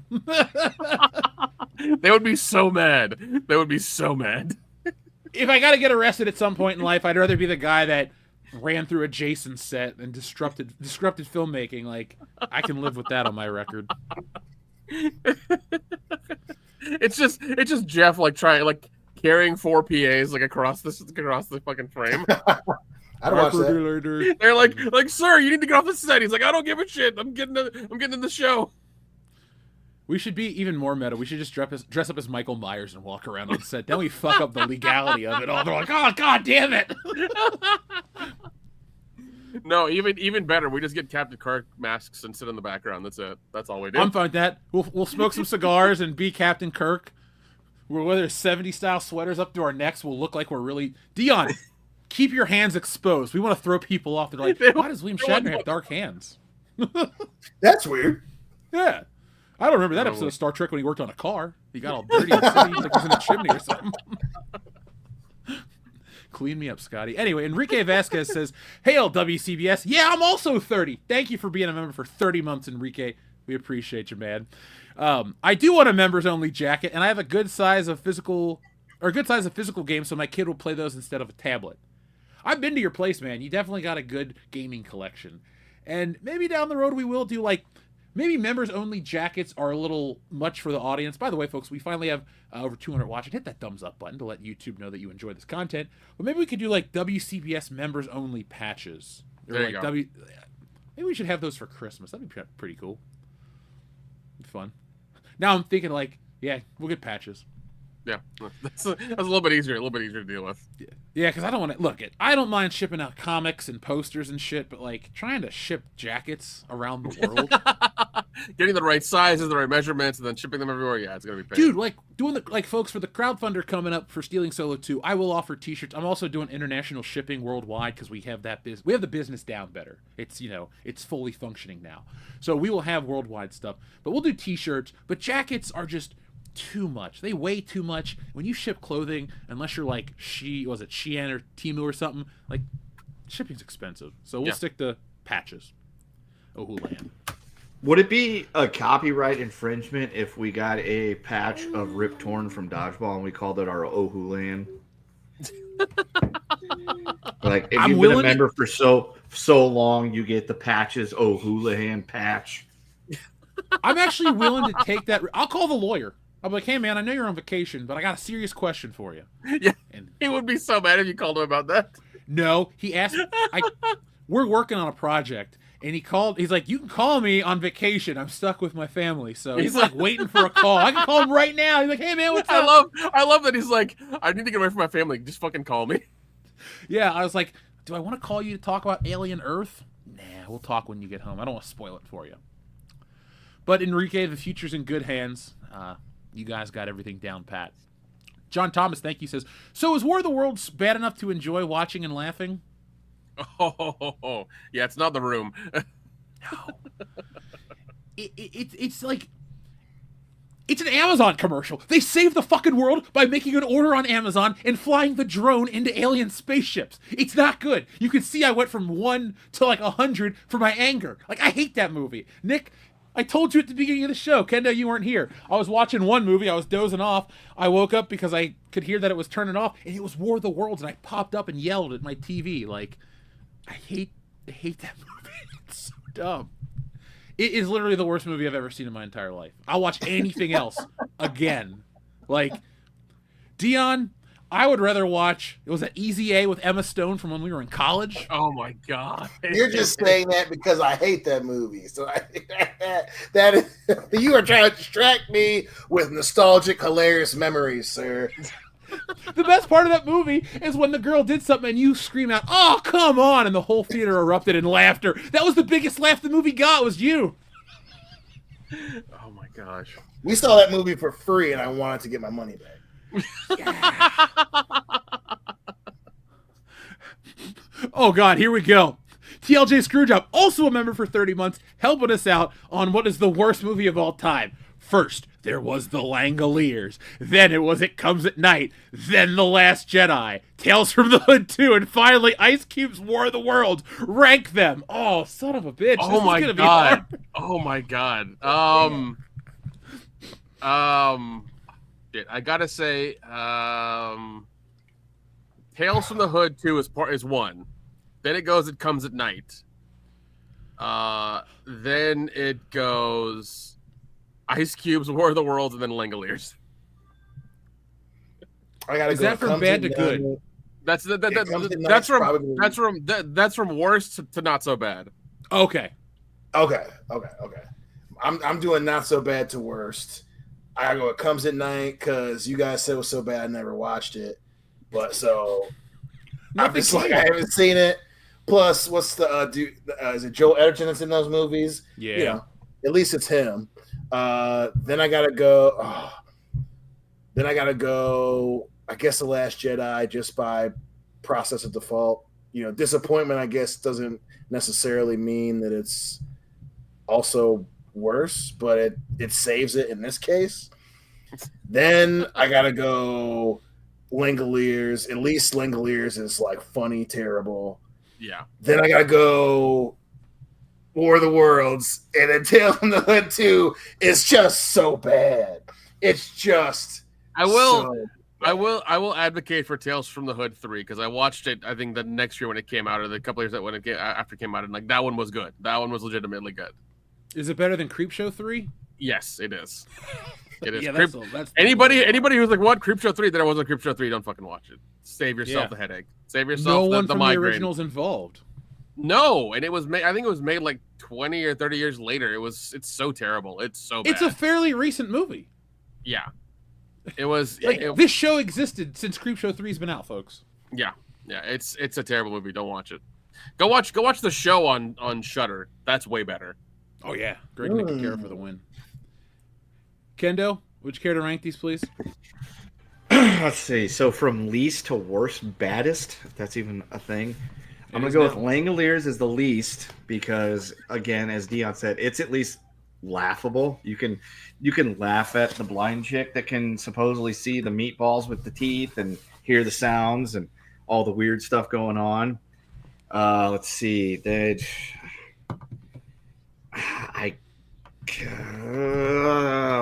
By process of elimination, The Last Jedi, because at least I can close my eyes and be like, this is Star Wars, and play a good movie in my head while that one's going on in the background. I haven't seen Ice Cube's War of the Worlds, so I can't put that one on there. It Comes at Night, and then at the bottom it's going to be Tales from the Hood, too, because that movie was just so bad that it insulted each and every one of us personally. Yeah, it did. Like for me existing. Yeah, it says that Jeff shouldn't exist. It says that Dion shouldn't have free choice in how he decides to vote. And it just said to me that I'm a horrible, horrible person that's somehow keeping everybody down. And I'm like, how? The only person I've ever kept down was my wife for at least 5 minutes. That's how I got this thing. I'll drink to that. Yeah. Welcome to the club, brother. Shit, I'm not even drinking, but I'll take a sip. TLJ Screwjob to answer it, to close this out. Langoliers, I don't hate. Like, I could watch that tomorrow. I don't have time tomorrow, but it's like, if you put the Langoliers on, I might watch it. Just because. Then I'm going to do It Comes at Night, because it's a very disappointing movie, but at least it's well made, like, in terms of, like, cinematography. It's not my cup of tea, but it's not in the same category. It just really sucks. It's very underwhelming. Then I hate The Last Jedi. I hate these other two movies. But I'll put The Last Jedi here because it's garbage and it ruins Luke Skywalker and it's all those terrible things that you've been following us for all these years. But Tales from the Hood 2, like, legitimately has fucked up messaging. Like, for as much as people like to complain about certain shit, like, this dude missed the mark by so far, and there's, like, no way he could ever talk himself out of this movie. Like, the black dude is told to kill himself because he has a white wife and works for the white president. Like, that's not a joke. That's a fucking plot point. Like, it's not even that. Emmett Till, Medgar Evers, Martin Luther King Jr. come back from the grave to tell this guy, because you're essentially married to a white woman and working for the Republicans, you shouldn't be allowed to live, and stand by while the K Patrol rolls up in their Jeep Wrangler. Oh yeah, it's like the white Jeeps. The white Jeeps. Oh, yes, I remember it now. I forgot about that part. Yeah, and also remember, I think it was the second segment with the vampires where they kept fucking up that like thing where like they were putting them on camera and it's mirrors and vampires. Come on, guys, get this shit together. And the girl got pregnant by that fucking doll? Yep. Yes. Okay, that's at the bottom of the fucking list. And then War of the Worlds is slightly better. I hate... Nick, if Rusty Cundiff is ever at a convention that we're at, don't let me know. And if I do find out, I will. Dion, No, I you will. need to be there, and you need know. to hold me back because I'm going to jump over the table and be like, "Listen, motherfucker, it's people like you that make this world a terrible place." I will lay to him for fun, and then he's going to try to pull the race card, and then I'm going to go back and reference his movies, and he's going to look at me and say I didn't understand it, and I'm going to tell him he's an asshole, and then if he ever makes anything shitty like that again, we're going to find him and make him regret ever making a film. Even though the first Tales from the Hood is awesome. Like, that's the fucked up part. The first Tales from the Hood is legitimately great. Yeah, we go on about that movie all the time for how much we like it. But it's funny that like in that afternoon we watched Tales from the Hood 2 and Black Dynamite. Far better movie in every conceivable way, dude. Oh my god, I got to watch it with a crowd Saturday, down here at the plaza and here in Atlanta. Dude, it was awesome. It was so everybody knew the lines. Everybody knew the fucking lines. It was hilarious. It was great. Was the fiendish Dr. Wu there? He was not there. He was not there, unfortunately. Damn. Michael J. White was. He was Okay. he was doing a Q&A and stuff afterwards. It was great. Did he bring any hot ass coat hangers like Crenshaw Pete? I think he forgot them. He was gonna have some and sign them, but He should have brought a hot plate to like heat him up and never mind. Anyway, John Well, I Thomas, think he probably said, "Shh, mama, you gonna wake up the other bitches." yeah. But Black Dynamite, I'll sell drugs to the community. Oh my god, dude! Such a good Like movie. it's funny. It's funny how many people knew all the lines from that movie, and it was just like it was so much fun being drunk in that theater with those people and like enjoying this like this ridiculous piece of cinema that's like I think over 10 years old, and it's just like it made it it came out of nowhere. Great movie, still lasts the test of time, still Nick, hilarious, still good. Like it's almost 20 years, buddy. fuck me. Damn. Damn it. Dion, I remember watching Black Dynamite with Tom in our apartment back when we lived together. Yeah. It came out in 2009, I think. Oh, 9? Yeah. Oh god. Oh, my back hurts. Oh Damn, fuck. dude. Yeah. Well, I mean, when I was watching it, I thought it was from 1977 until I started recognizing some of the actors in the movie, and I'm like, We didn't say how could this Is that movie Tommy be? Davis? I'm like, how could this movie be That was like the 30? best part. They go, "Is that Tommy?" I know Tommy we all Davis. no, because me, Tiana, and Jeff looked at each other because Candace started questioning shit. We just didn't say shit. We're just like, let it go. Let it go. I thought it was great. I'm like, this is a really good blaxploitation. It's perfect. It's hitting all the marks. That's all the silly shit you would expect from a low budget movie like that. And then I'm like, this actually looks pretty good for being like almost 40 years old. And then I saw Tommy Davidson, and because I didn't recognize Michael J. White at first. And I was like, that's I know that these guys are not that old. When the hell this movie came out? And that's when I had to reach for my phone. I'm like, this movie's only like 15 years old, and that's when the joke was out at that point. It's like, yeah, you're an idiot. I'm like, yes, I am. Because for sure, I was like, when Cream Corn shows up, that's when he's gonna know, because that motherfucker loves Living Color. He's gonna recognize Tommy Davis. Yeah. It is one of the best sketch shows ever. Stick with me, baby. I have you farting through silk.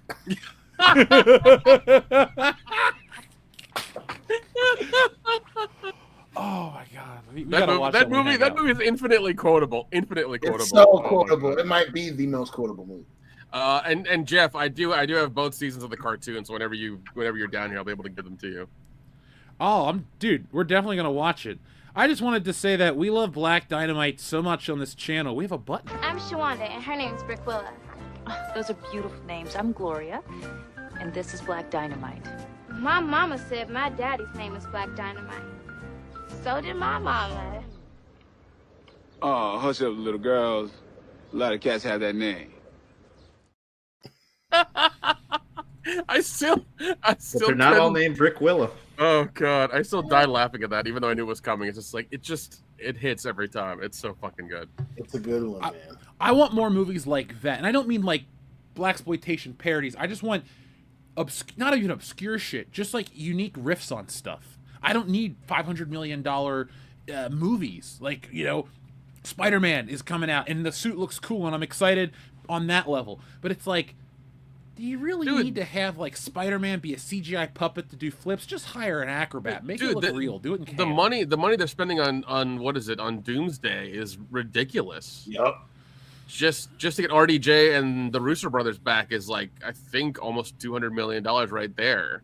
RDJ is 40. It might already be a They're $500 million movie. Yeah, so like they probably pumped $500 million into the movie already, and like I don't like what's what happened with Fantastic Four. I don't know if that's going to make that money back. Yeah, dude, I thought Fantastic Four for being solid and enjoyable. You guys heard my review. That movie kind of shit the bed financially. It had an 80% drop its second weekend, and nobody's talking. 80%? 80%. Fuck, man. Woo. Well, okay, it's probably 60-something. The person reporting 80 isn't the most reputable, but we'll just go with the 65 or whatever you guys heard. I don't know. It was a 80 big sounds a drop. lot better. Well, that's why they said it. Actually, I have it on good authority. It dropped 5,000%. Like, it lost so much money. Like, we're all getting checks from Disney now. Like, I got $32.50 from Disney the other day. Like, for Fantastic Four. You heard it here first. Fantastic Four had a 5,000% drop off. I'm not sure how that mathematically is even And possible. Disney's giving us reparations. Woo! Yeah. Yeah, Jeff. If, So, if- Songs of the Go to the South. Twitters now. Hashtag Fantastic Four. Hashtag lost 5,000%. There you go. Jeez. I'm tweeting that right now. If Jeff got 3250 from Disney, you can go to the park and buy a water bottle. Yeah. You might get a glass of ice with it. Yeah, you too. might get a glass of ice for that, or you might be able to pay your parking for an hour for that. There you go. Fantastic Four lost 5,000%. There you go, folks. If you see this tweet, you listen to the show. Everyone's gonna be so confused. They're gonna be like, "No, it didn't." It's like, Dude, not only do that, just put, do that and then hashtag Rachel Zegler, hashtag Taylor Swift. That'll get all the attention on that thing easily. We should like, folks in the chat, you guys are in on this. For the TikTok account we have, we should spend a couple minutes just shitting on Taylor Swift and make that clip only on TikTok. Because if you find this clip, you'll realize we're full of it.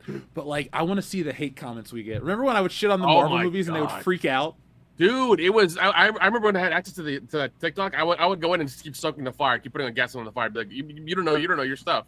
You don't know any of these things. You just read a Wikipedia article. They would get so mad, Jeff. So mad. It was hilarious. But their identity is Marvel Comics, Nick.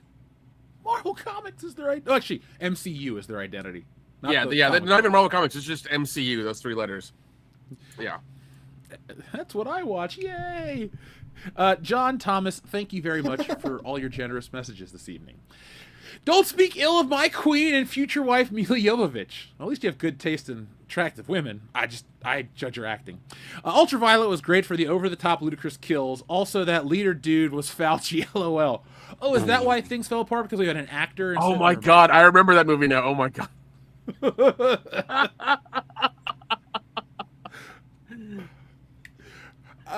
Look, I may not like Mila Jovovich. I would movies, never. But she looks good in those skin-tight leather outfits. Gorgeous. She's gorgeous. Yeah. She's not a great actress. She looks good, Dazed and Confused. Yeah, but that's like the only movie that I would say she's in, and the fact that she's in it is not an immediate red flag.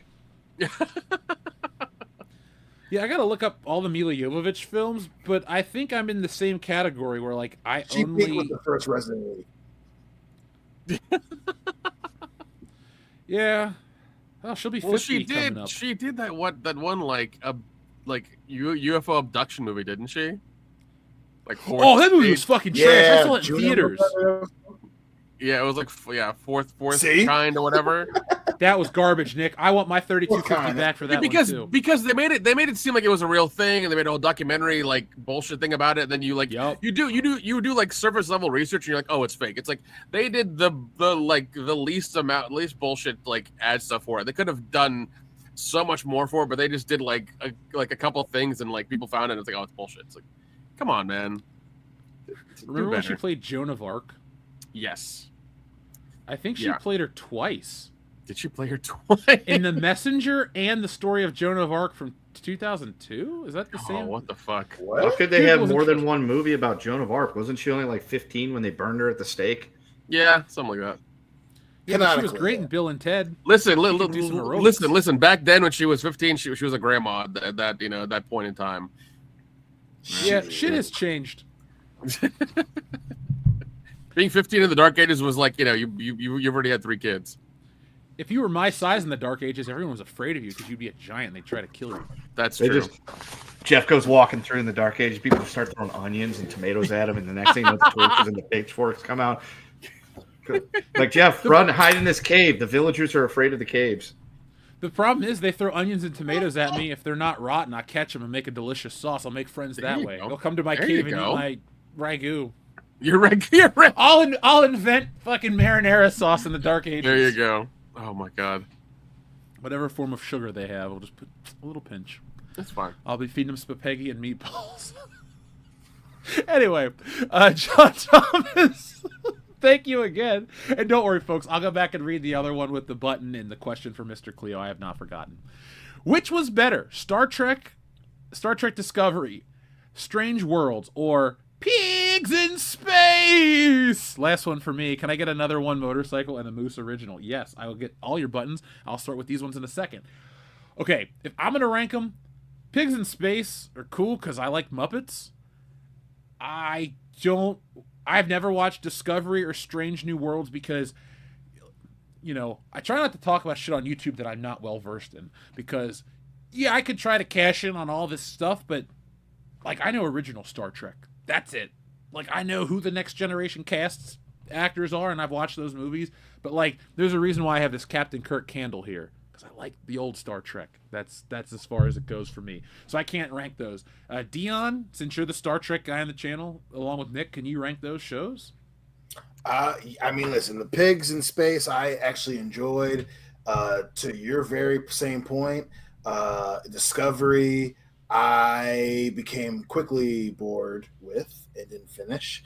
And then Strange New Worlds, admittedly, I started it. I would say that I did like it, but again, it's so slow. I didn't finish it. That being said, Pigs in Space still better than Strange New Worlds. From what I've seen, I did enjoy it. And then Discovery is at the bottom. I know that I always call them, listen, they are the perfect audience. They're the new age Star Trek fans. I get it.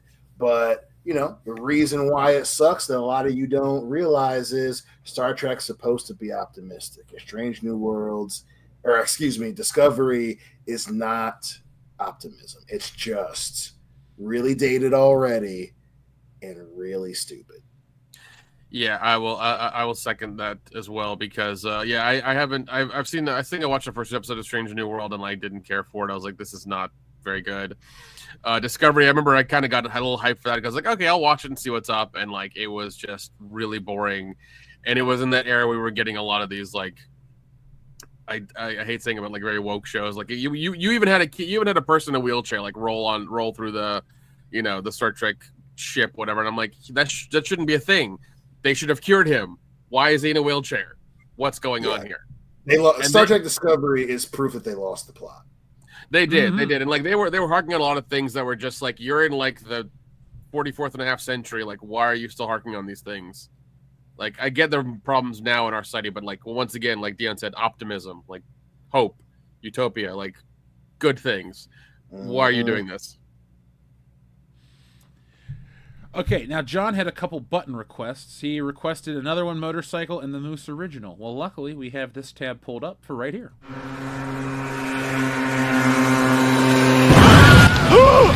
Another one.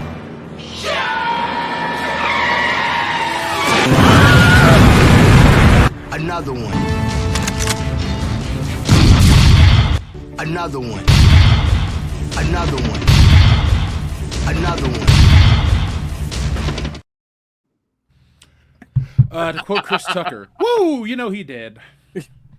Folks, check out our video. I had so much fun with our Alien Earth video. I kept sneaking in wrestling promo clips and random shit like that. I wrote the script and I was like, wait a second, I shouldn't say those words. So check it out, folks. We'll talk about Alien Earth in a little bit. Thank you, John. Enrique, thank you again. He says, detention button, please. Since I ran out of characters in the last chat, are you guys watching Twisted Metal? I think it's good, and Rosa Diaz is hot in episode 5. I am watching it. Are you? I need to watch the new season because last season was awesome. It was so much fun. It keeps the momentum. I'm only one episode in. It's my my bike show in the morning now, but I watched it today, and dude, Sweet Tooth is in it right away. Oh, wonderful. And I'm just gonna tease this. Babysitter's Club. That's all I'll say. You remember those goofy ass books from when we were kids? Yeah. Those come back into play. Okay. All right, fine. You got me. I felt really old though, because I'm like, man, those books look vintage. Oh shit, those books were new when we were young. Damn it. Yeah, we're getting up there. Unfortunately, we're getting up there. I think it's getting better because now we have I'm in my prime to do whatever the fuck we want. I'm in my prime. But yeah, Enrique, I'm really digging the show. I'd say it's the best video game adaptation show we've got on streaming. I did not like Fallout. I turned it off. I couldn't do it. I did not enjoy that show whatsoever. Yep. What was the other thing with Pedro Pascal in it that people loved? Oh, The Last of Us? Yeah, The Last of Us. Did you watch that? Dude, I don't even like the video game, so no. Same. I think I played the game. I think I played a demo of the game for a bit, and I was like, this is all right. And I just didn't pursue it. Well, my problem with that game is the problem I have with many other PlayStation titles. I don't want 40-minute cutscenes. Like, I get it that video games are an art form, but like a comic book is a different art form than a movie, than a show, than a song. I want different things from that. And when I play a video game, I don't want to be taken along on this long narrative that makes me watch long cutscenes. I'd rather drop into a skill-based game like an old side-scroller. Like Mega Man X is my favorite Super Nintendo game. You just skip through the credits in the beginning and you drop in and you play. If I want a long, drawn-out narrative, I'll go watch a film. I'm happy to watch those films. Give me something classic. Give me Hitchcock. Give me Howard Hawks. Give me any of these people. But I don't want that in my gaming. In most PlayStation games, the first-party, single-player ones are full of that. And like that's why games cost $2 and $3 and $500 million, because you need to digitally render every hair on Kratos' beard. It's like, remember when cutscenes were just like a fucking still image with text at the bottom? I'm not saying I want that, but maybe just have more gameplay and less cutscenes, and then, you know, save time. But that's just me. Yeah, I'm right there with you. Here is the detention button, Enrique, right here. You had enough yet?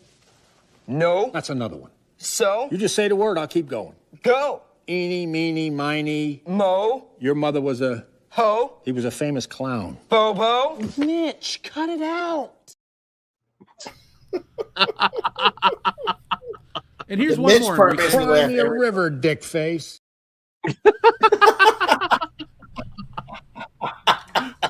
What were you saying, Dion, about get you every time?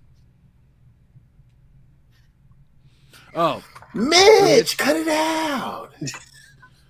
I do love Not Another Teen Movie. That just, it's up there with Scary Movie is one of the better parody films. Like, it got everything right. Like, the slow clap guy at the end is my favorite character. And fucking Molly Ringwald steals it from him at the airport. Oh, dude, it's so great. It's awesome. I remember. Go ahead, Nick. I think that was Chris Evans' debut role. Was that? It was the first thing I ever saw him in. Yeah. I just really miss like. Dude, the opening where it's the girl's birthday and they bring her the cake and the priest is there, but she's got her vibrator in and it flies into the cake. It gets me every time. And Randy Quaid's her fucking dad. I need to watch that. Is that streaming anywhere? Yep. I'm watching that this weekend. You laugh? I'm not laughing. Oh, I will be when I watch that movie. Our friend Xavier to God, also a member for 30 months. Thank you, Xavier to God. Appreciate all those months of support. And, damn it, it's not anywhere to watch. Fuck. Anyway.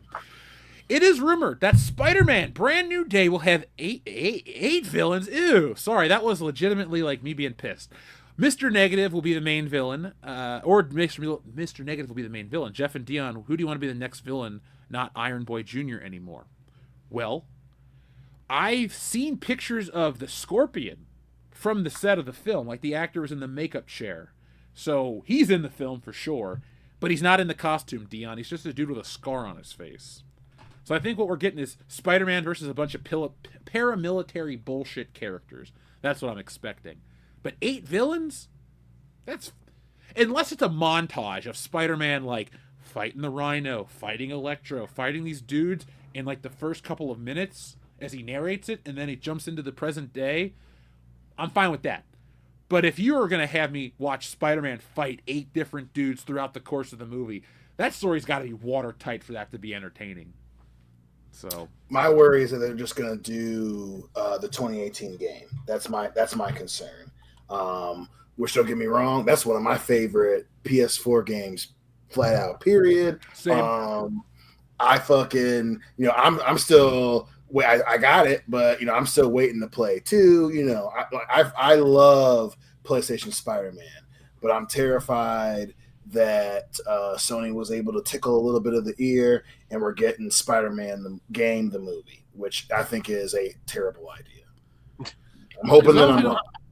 As long as we don't get Miles Morales, because it's nothing to racial. It's just it's redundant to have the same character twice. It's like Spider-Man and Spider-Man, but Spider-Man's a loner, and that's been part of the character up until Dan Slott took over. So I just want him to be out on his own.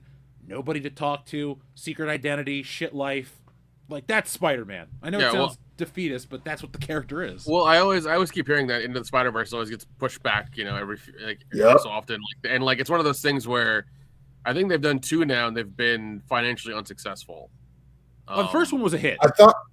Wait, the first one was okay. I thought the second one was just barely successful, where it made. It was barely successful as well. I remember, I think 2 was the one I remember being not barely successful or just under the wire kind of thing. And for them to do a third one, I don't think they're going to. It's not going to be a good investment for them to do a third one if they're not seeing the return on that. So I didn't enjoy the second one as much.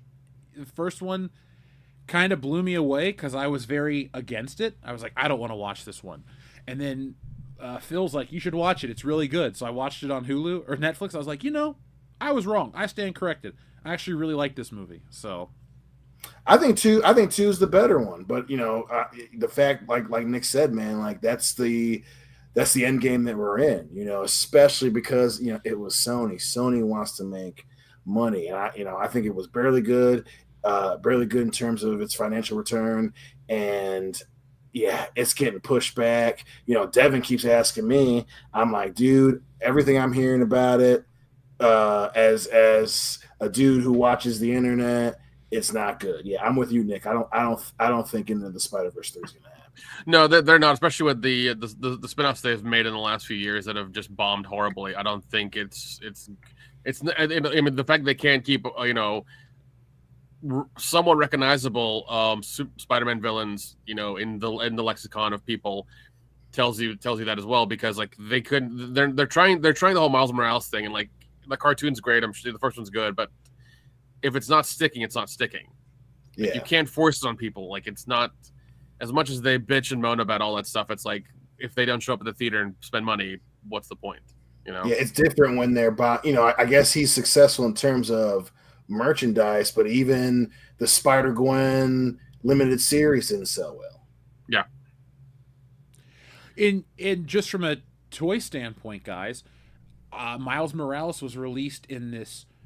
It's just called Marvel. It's Marvel Legends, but it's Banshee and a couple other random characters. But at my local Target, not just one store, but all of them around me, Miles Morales is on clearance and peg warming. That specific character. Oh, okay. I think what happened is we were in an era where multiverse characters would work because it was exciting and different. And then, this is just speaking Spider-Man, but then Spider-Man Into the what's the third Tom Holland one called? No Way Home, right? No Way Home, They have terrible titles. My point is, we went from alternate versions of Spider-Man, with different suits and that, to just getting different versions of the same character. And now we're past that point, and we're just back to I don't think the multiverse is a selling point anymore. They want it to be because it's we can dig up our entire back catalog and sell you all this merchandise.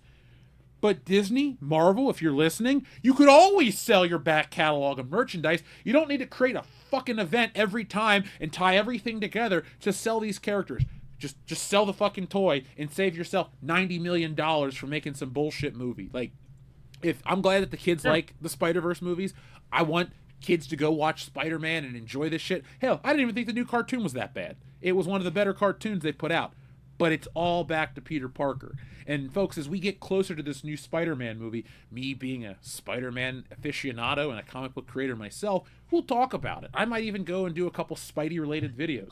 I'll tell you this, my everyday warm-up drawings are a lot of bodies, and I always throw a Spider-Man pose or two in there, because from an art standpoint, if you're ever trying to get into art and do what we do, Spider-Man's a good study, because it's a character in weird poses that you wouldn't normally draw. So if you can get into those and figure those out, you'll figure out how the body works in any position, and then it's real easy. It's if you can draw a dude flying through the air, looking up this and that, well, then drawing people standing around talking's a breeze. You can get through your shit quick. So thank you, Xavier to God. I love to talk Spider-Man, so thank you. John Thomas, thank you very much again for your very generous super chat. Guys, I feel some Steiner math coming on in the background quite soon. What's up, Jeff, I saw the short about classic films, but I haven't watched the whole video. Casablanca is, in my opinion, the greatest movie ever. Almost all set in ricks and little action, but the movie is riveting. No wasted dialogue, and it's quotable.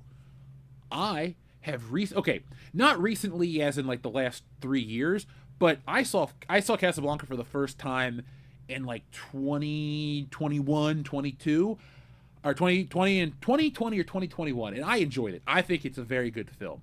Not my favorite Bogart movie. I'm gonna go Maltese Falcon, but I have nothing bad to say about it. It's one of those classics where I watched it and I went, I understand why this is iconic. Much like The Wizard of Oz and a lot of these classic films, it's as good as they tell you. So, John, you aren't going to hear an unkind word about Casablanca from this guy. It's one of those, hey, it's $10 on 4K, I'm going to buy it. Will I watch it a bunch? No, but I was very surprised with how funny it was. I didn't think that an old film would be as funny as this movie is, and that's a good thing. Have you guys seen it? Oh yeah, it's been a while. Man, I'm a movie guy, fool. Of course, You come from a movie family, sir. That's right. You get me, baby. You know, I've seen it a lot of times. I have, surprisingly enough, I probably have watched it more often in my youth than I have as an adult. I think, you know, I watch it a couple once a year, primarily, you know, around Valentine's Day. I will, you know, for me, I will say it's my favorite Valentine's Day movie. It is endlessly quotable. You know, listen, Bogart's the fucking man. We can all agree, especially in terms of the history of Hollywood. But the fact that it doesn't have that much action is why I make the argument that it's not the greatest movie of all time. But damn it, the reason why it's in the conversation, to your very point, my good man, John, is it's the implied violence, because obviously the time period, but then the end, arguably, well, probably the second greatest line in the movie is, this is the beginning of a beautiful relationship. And you're like, oh, them dudes about to start some shit. The implied violence, and the thing that I will always say has to be something that you consider when you want your movie to be seen as great. That part's just so fucking cool. So I ain't mad at that being your vote for greatest movie of all time. I get it. It's a good flick, baby. You know what? Since John has been, you know, sending in these great questions, everybody on the panel and us in the chat, what do you consider the greatest movie ever? It doesn't have to it doesn't have to jibe for anybody else but you. Because there are certain things that, you know, people like, and I'll go because I know it's not popular anymore, but when it's a certain version, I'll still go Star Wars, man. That first one is just every minute I love. And yes, even more than Back to the Future, because while Back to the Future is perfect and I have no complaints, it's exciting, it's funny, it's emotional, but man, do I feel something every time I watch the Death Star about to blow up. And I do judge on the cultural impact. I don't care about the sequels or prequels or any of that other bullshit, but just from like an important standpoint, I'm so enamored by that that's what I consider the greatest. Just that's it right there. Anybody else got an answer? Well, I mean, the correct answer should be Top Gun. But I do got the Need for Speed. I also understand that maybe it's not the greatest of all time. I'm racking my brain here. If I really... The original taking of Pelham 1, 2, 3 for me is like one of the perfect movies. Ooh, that's a good one. I watched that recently. Oh, so good. Yeah, I watched it again the other day, and that's when I sent you guys the message that I had no idea that Wilson from Home Improvement was in Taking of Pelham 1, 2, 3. It took me like 10 times of having watched the movie before I realized that. But then again, I also didn't realize Robert Shaw was in that movie the first few times I watched it. It's because he was sober. That's probably what it was. Sorry. But, I mean, that one to me is probably one of the most perfect movies because you've got everything. You've got action. You've got thriller. You've got suspense. You've got the whodunit. You've got the whole not figuring it out until the very end type thing and all that stuff, and it all coming together. And Walter Matthau not playing a comedic role and doing a serious acting job and stuff that people are not familiar with, especially in this day and age, knocks it out of the park. I mean, is that the greatest of all time? I don't know, but I'm going to submit it for, your approval. Of the Midnight Society. I'm going to say the original Planet of the Apes. I fucking love that franchise. I fucking love that movie. I remember the first time I ever watched as a kid, it was when I think my wisdom teeth taken out and I was on a lot of drugs and so I got a bunch of movies and a bunch of stuff to watch. And that was one of the things I watched because Mom was like, "Oh, you need to watch these; they're really good." So I watched them very, very high off of like, painkillers. And I think that's why that's why I love them so much. It's one of those things. You had Charlton Heston, you had the 1960s like space aesthetic, the story, the ending, the costumes, the makeup, the action, the premise of what's going on. They're in another world. Just that whole like post World War II Twilight Zone kind of atomic age thing happening. Like you're getting in the very end of that, and it's just so wild and crazy and fun. And it's one of those things that like, I'm glad they've continued it over the years. That we get a good one every few years. It's fine, but just that first one, man, the way that one hit, it's just like, what the fuck is this? And when the end happens, you're just like, what? It's oh my god, it's wonderful. And I will still advocate for the other ones after this as well too. They're not great, but I still love watching all of them. In order. They're really good. Beneath the Planet of the Apes. Beneath Planet of the Apes is my fucking favorite. I love Beneath Planet of the Apes so much. It is probably the most over the top one, just because of like the other race that exists there that we didn't see in the first movie, but somehow they've been there the whole time. It's insane. It's wild, dude. Outside of the Tim Burton one, I think every Planet of the Apes movie is enjoyable and good. Oh my god, dude, they're so like, it's just that aesthetic of like trying to. It's the same thing they did in Star Trek, the original Star Trek. It's like they're trying to predict the future in the 60s, and like they did the best they could. Yeah, well, Rod Serling wrote that movie. Like, yeah. So he's in terms of like the goat for TV or just like entertainment writers, he's at the top of my list. Depending on what you think he contributed to the popular culture, Stan Lee's up there just in terms of importance. But Rod Serling, man, the Twilight Zone is influential. I feel like the Twilight Zone has influenced a lot of storytelling, especially a lot of Black Mirror stuff. It's just one of those things where those stories have like kind of like, I guess, been upgraded with technology, and it's just the same kind of story, just with different tech. But that goes to show you the power of those stories. Of course. Every other generation, you can bring it back out because technology evolves, but it's still the same morality tales of good versus evil.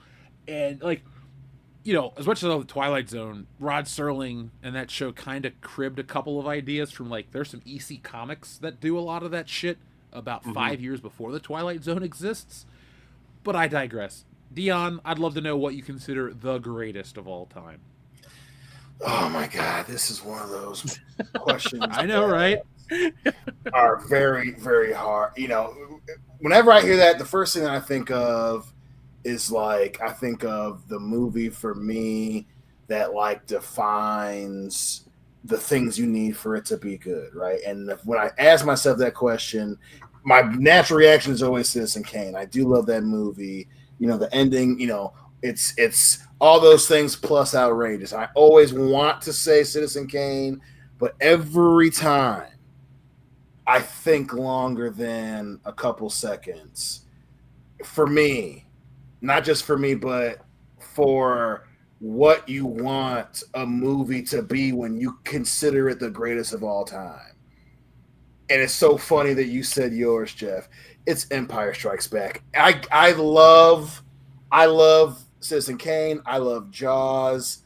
I love True Grit. I love great movie Star Wars. And Star Wars is very close. The originals, Jeff and I always say Star Wars. That was what it was when it came out. That being all said, you've got all the great things that happened that made Star Wars, and Empire just goes, oh, you thought that was fucking awesome? Hold on to your butts. Boom. We've got more of that.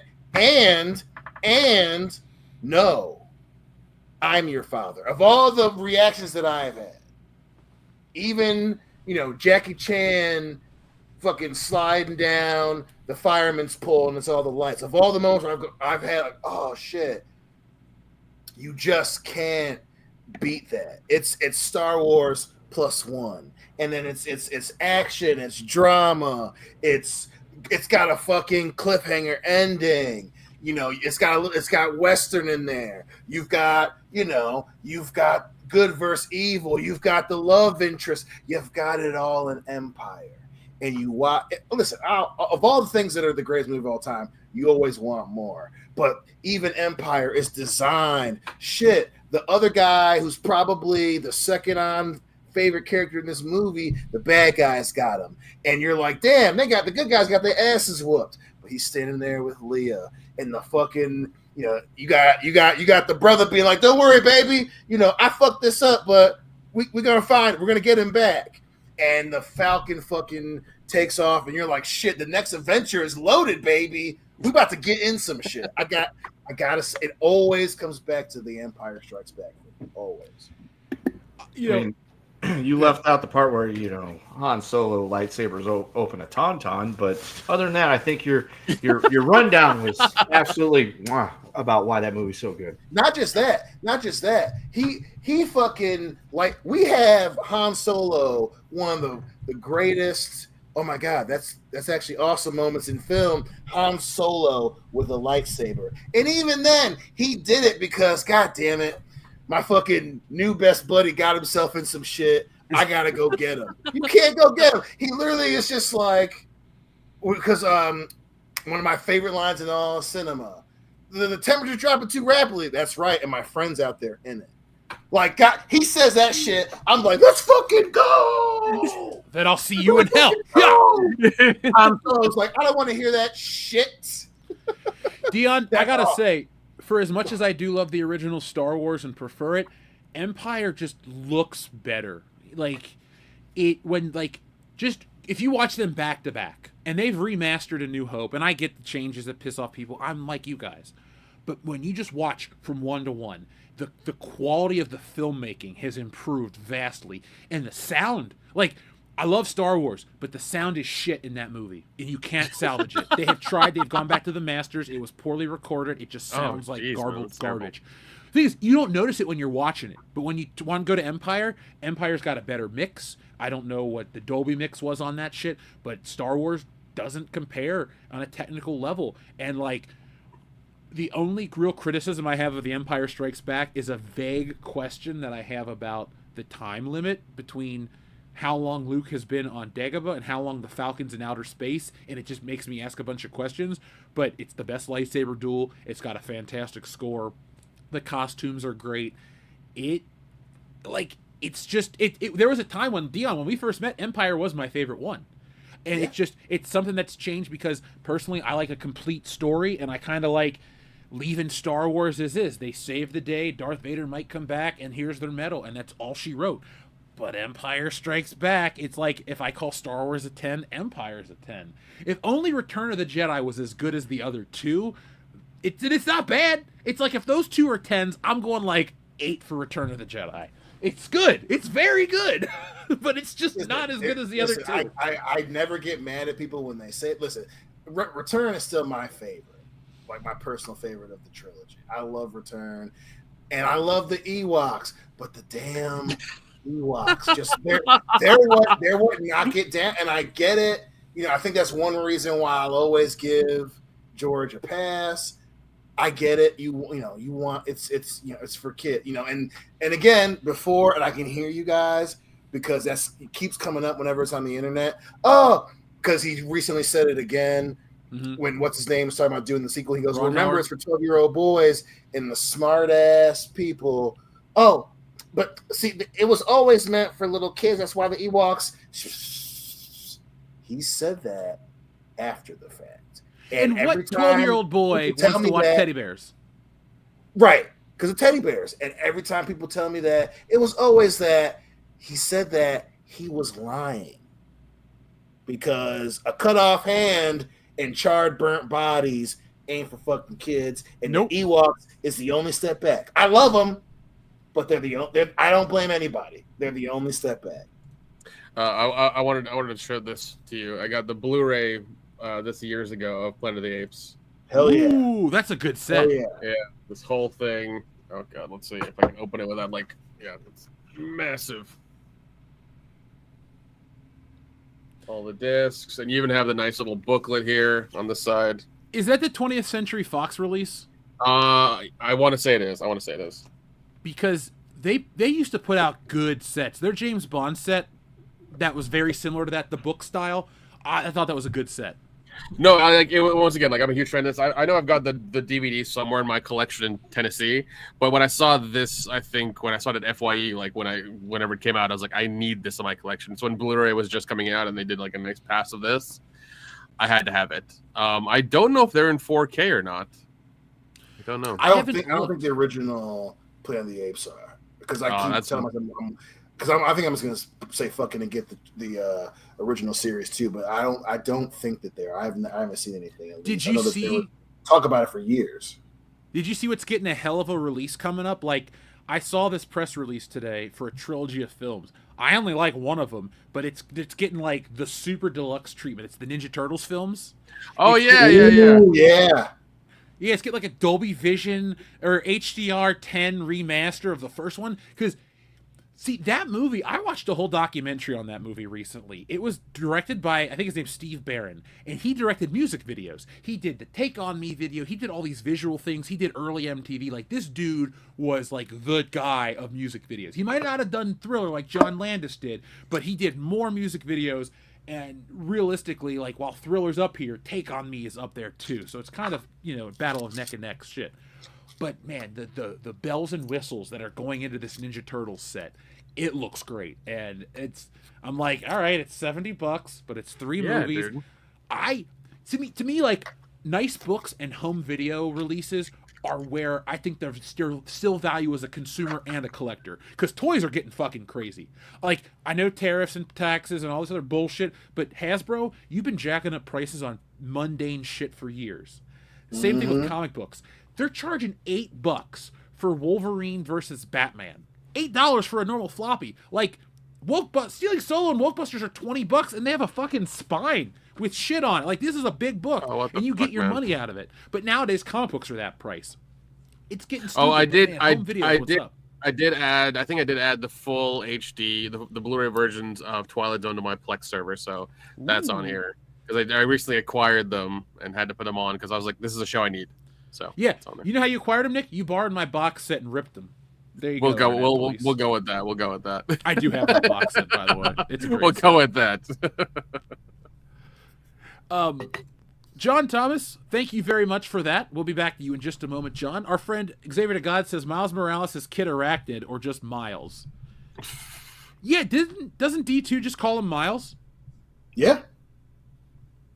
Okay, so most kids don't call him Spider-Man. They all call him Miles or Miles Morales.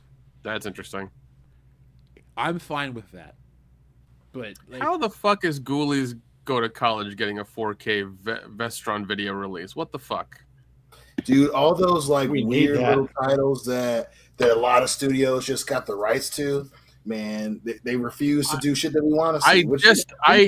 I just saw 4K of Meatballs being advertised, and I'm just like, I love that series. Like, I love those movies and I love that series because they're all like ridiculous. And I'd love to do like a 5th one to be great, but like it's just a 4K of that one. I mean, I know Bill Murray's in it, but like, come on. Yeah, I love Bill Murray too, but come on now. Yeah, it's a little much for that. And we reviewed Ghoulies Go to College for Patreon. It was a torturous event. It was. So it was not good. It was not good. Yeah, the sequels are not. The original's not good. Come on. The original's not good either. The original's entertaining. True. It's I believe the debut performance of one Mariska Hargitay as well. Yeah. Mm-hmm. Do you know, Dion, that she was originally in the Power Rangers movie and they filmed her scenes, but then they decided to recast her? She was originally the warrior lady Dulcia. Really? Yep, there's pictures of it. That's weird. I did not know that. I mean, shit. I mean, I guess it definitely worked out. She got, Law and Order instead of being in shitty Power Rangers TV show redos. Dude, I get it that it's a kid's show and it was for us, and like we have those nostalgic memories. Man, I've gone back to try to check out that remastered version that they put out on Netflix. 1, it looks the same. There's no picture quality difference. 2, when they're not in the suits, that show is just unwatchably bad. It's like, hey, Mr. Kaplan, we're going to collect cans for the community center, and then we're going to throw a food drive with Ernie. It's like, I get it. But, like, it's 5 years old. I was just waiting for them to morph. And as an adult, I'm just like, I'm not even watching the show, but I'm like, if I turn it on, I'm like, let's just skip to the part where they go, it's morphin' time, and then watch them flip around and do martial arts to music. Like, I'm on board for that shit, even as an adult. But, and folks, I got an interesting video come out. Saban was one cheap ass. He screwed over all the actors. Yep. Xavier God, thank you very much. He says, fuck Across the Spider-Verse for what they did to Miguel O'Hara. Oh, you mean as the ultimate bad guy? I liked Miguel O'Hara. He was my favorite alternate Spider-Man, and still is. But I do not enjoy... That was a once watch. Like, if I was up Dion's and the kids wanted to watch it, no problem. They're kids. That's a different thing. But, like, if I'm going to turn on a Spider-Man movie, it's the first or the second one, and that's all she wrote. Yeah. I'm stuck with those two. I mean, I don't blame you. I'm gonna make them go because they're re-releasing all of at least the first 2 Raimi ones over the next couple of months for Flashback Cinema. So I'm making them watch that shit for you. Did you see Batman 89? I chose fucking Spider-Man over episode 2. Did you see Batman 89 is getting a re-release in Dolby. Oh, that's nice. I bought the tickets already. Oh, that's awesome. Yeah, I'm going on. Dude, Hillary, I don't know what Monday. She was fucking. She was like, dude, they're redoing it. I was like, yes, just we're going to see it. Don't worry about it. Is it usually Fathom Events that does that stuff, or is that only a Regal that does Fathom Events? I forget. Yeah, AMC. Okay, it's AMC. Okay, gotcha. Okay. I thought it was Regal, but. Shit, man. No. Sorry, I misspoke. Fathom Events is everywhere, but Batman is only a Dolby. It's a Dolby release, and I think Dolby cinemas are only at AMC. Okay, that makes sense then. But look, I was 6 months old when Batman 89 came out. I cannot wait to go see Batman on the big screen. Like, I watched that maybe 2 weeks ago. That is you talk about the greatest. If you put, like, in terms of what is the most important movies to me, or what are the most important movies, Batman 89 is in that top 5 list. I watched that from such a young age, and I've watched it regularly for years. Like, you talk about, like, iconic, what you find personally iconic, Joker moments, the Flugelheim Museum, the part where Batman's just driving with Vicky Vale. Like, everything of him in that costume and the Joker as the Joker is fantastic.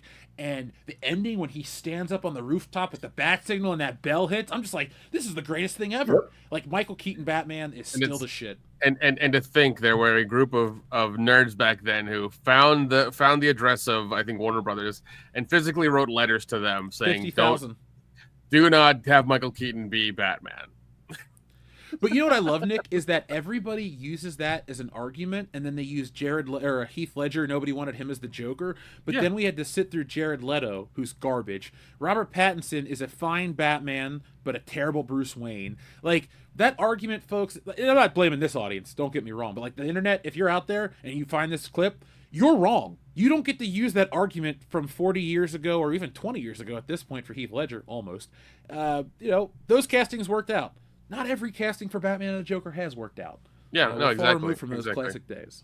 No, as soon as they had Leto, as soon as they released the pictures of him, like, it was downhill. It was like, nope, you fucked up. It's not gonna work. Our friend John Thomas, thank you very much for all your generous messages. We're definitely going to hit some Steiner math tonight, folks. Jeff, for Bogey movies, Key Largo and To Have and To Have Not. Bogey and Bacall are so iconic that they made it into a line in a song, Key Largo. You know how to whistle, don't you, Steve? Just put your lips together and blow. It's funny, John, the first time I ever heard about Bogey and Bacall wasn't from, like, my grandma or somebody that was watching classic films. It was the movie Bowfinger, because Bowfinger's talking to Heather Graham, and she's he's gonna sleep with her because she's sleeping with him to get a role in the movie, and he's like, we'll be like unstoppable, we'll be like Bogey and Bacall. And I didn't know what that meant at 11 years old, so my mom explained it to me. But see, that's, you talked earlier a minute ago, I think it was John that sent the message about the classic videos that you haven't watched yet. Please do, because I talk about cultural literacy, and I use a phrase that's, like, academic. I don't want to make shit boring, but you just understood more stuff because people consumed older stuff. I understand in the digital age, people consume user-made content and garbage on YouTube and toilet humor and skibbity bullshit, but, like, it's really important to understand, and it's not even, you don't have to like this shit, but like, I may not like MASH, but it is an important show, and to understand its place in history is important because you understand the political climate of when the movie came out versus the show and all these other things. And it adds to the entertainment. And it also means that the creators don't have to dumb things down. They can make obscure references. They can make historical, allegorical references, and people are going to understand it.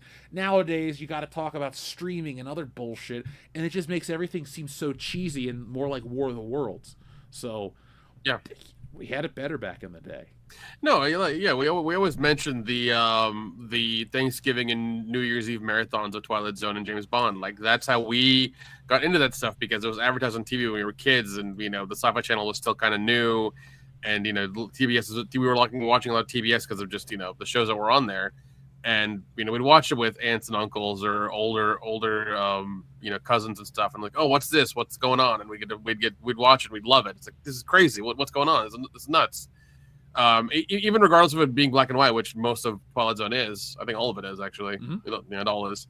We'd still gave it a chance because it was something to watch, and the stories were great, and the stories were great and everything. Yeah, dude, I still remember the first episode I ever saw. It was the episode with Agnes Moorehead, where it's a silent episode, and then the spacemen appear, and they're tiny, and it turns out that they're human astronauts, and she's this giant alien, and I'm like, wait, what? Like, I didn't even get that as a kid. I was just blown away by it, and. Yeah.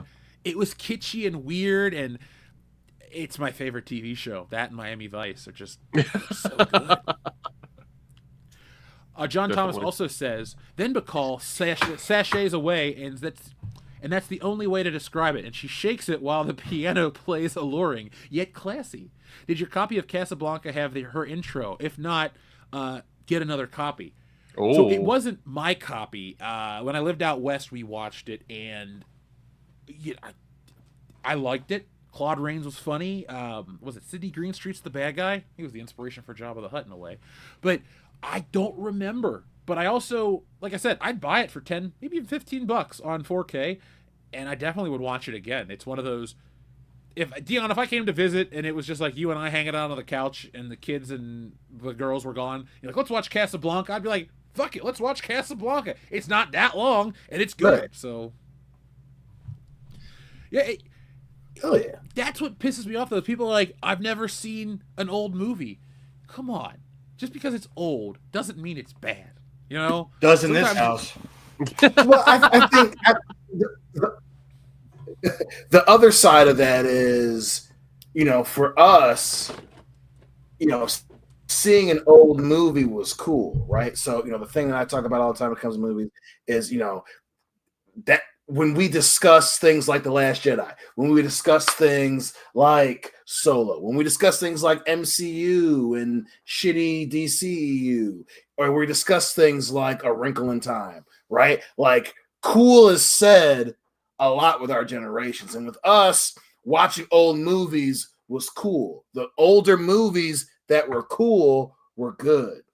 And these days, kids do see older movies.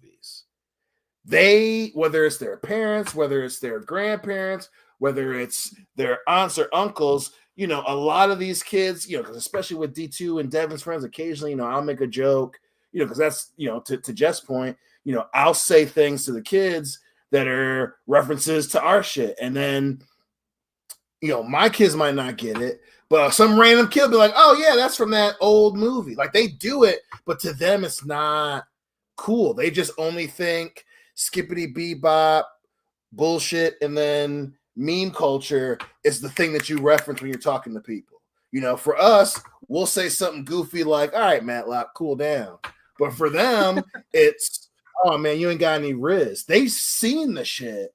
They just don't retain it. They don't remember it. And that's the interesting thing. Because they'll, like I said, I'll reference to one of Devin's friends who's, he's nerdy like Devin, but he's kind of like a scrawny little goofy little kid, but I think I made like a Lethal Weapon reference. And he was like, oh, that's that old movie my dad watches. So they've seen them. They just, they're just goofy ass kids. I still think watching old movies is cool. I watch old movies all the time. My wife's like, why are you watching that? That's old. I'm like, because it's cool. But Yeah. Yeah, that's great. So anyway, the Ute report, because the Utes are back in school this week, and I've dealt with them all week. Today was the first time I heard Skibbity all week, and the first time I heard Riz all week, and it wasn't from the Utes, it was from Jeff and Dion. So I think we might be winning. Maybe we might be winning.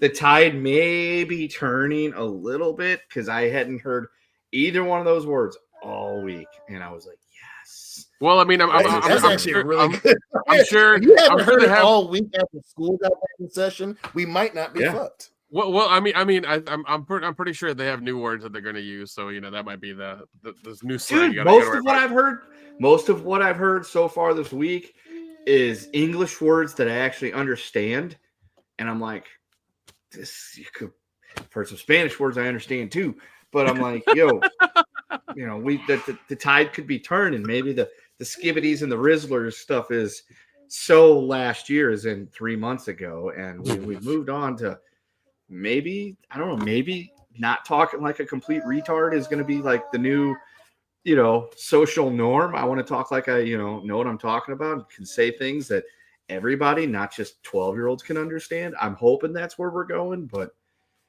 yeah, we'll see. It's a new week and a new building. Maybe by next week, when they're all much more comfortable with each other, there'll be a lot more Rizzler talk going on, and all that other stuff. Until then, yeah.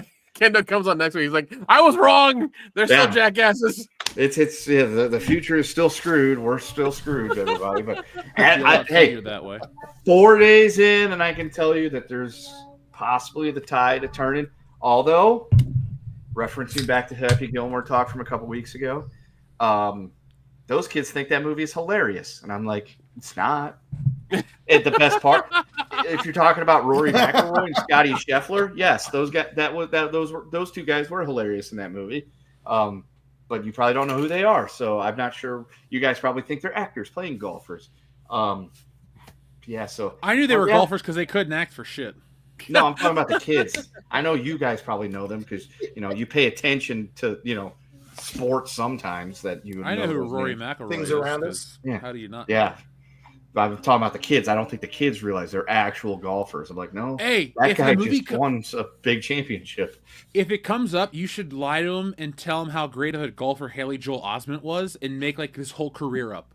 Like, don't let him know he was a child actor. Just talk about how he was this kid golf prodigy. Like, no, it's even funnier if I tell him that he was a child actor and then dropped out for a long time because he went to go golfing and everything like that, and that's why he was in that movie. Because then they'll be like, "Oh my god!" and they'll look up and find out no, he was just a fucking drug addict with some mental health issues. And then they'll be like, "Oh my god, he's so like me. I'm so depressed too." It's like, you're fucking 12. Yeah, what do you don't have to know be what depressed depressed about? is. I'm sorry, but if you're on antidepressants and you're 12, there's a fucking problem. Yeah, it's like your parents should be kicked in the butt. I will say that nobody in at least a couple of years has told me that they really love their Snapchat AI because it's like their therapist. I've had that happen once. Oh my god, there's a whole whole thing 13, and there's a whole thing with not that heard too, that since. I'm like, yeah, there's a whole thing with that too. Apparently, people who are using ChatGPT 5 now as their therapist. I mean, the funniest thing is like, apparently with ChatGPT 5 coming out and they like deleted 4 and onwards, everybody freaked the fuck out and was like, we need it back, like what's going on? Because like the characteristics of 5 was different from 4 and they were too used to 4. A lot of people are using it as their therapist, and there were problems with that too, and so they had to bring everything else back. It's been so strange. yeah, no, I haven't had any kids tell me that they use ChatGPT or AI for their therapist and or best friend conversations. Although today, Jeff, there is some hope still on the horizon. One of the kids, while we were doing a hands-on activity today, finished his early and he began to doodling, and he was drawing the cover of a James Bond book he wants to write. Ooh. And it was Pierce Brosnan looking James Bond in just the black inking that he was doing, and it was, I forgot what the title was, but it had Spectre in it and it was spelled right, so I'm like, hey, maybe there's some hope. James Bond kids are smart because they like James Bond, so that kid is actually that kid is pretty smart. I like him. He likes to walk in. He's like, just sits down and starts talking to me about random stuff. I'm like, yeah, that's cool. I mean, sure, thanks. I've only known you for 4 days, but yeah. But then today, like I said, I saw him doodling a cover of a. And I even said, I was like, like James Bond? He goes, yeah, I want to write this James Bond book, and this is the cover I'm designing. I'm like, You should tell him that James Bond goes into the public domain within the next couple of years, and he can legally write one and sell it. I'll mention that tomorrow to him. I'm doing that exact same thing. Don't worry. I already have my story mapped out. Like, hey, buddy, you're writing. I've got a friend who's much older than you and myself, and he is writing a James Bond book as well.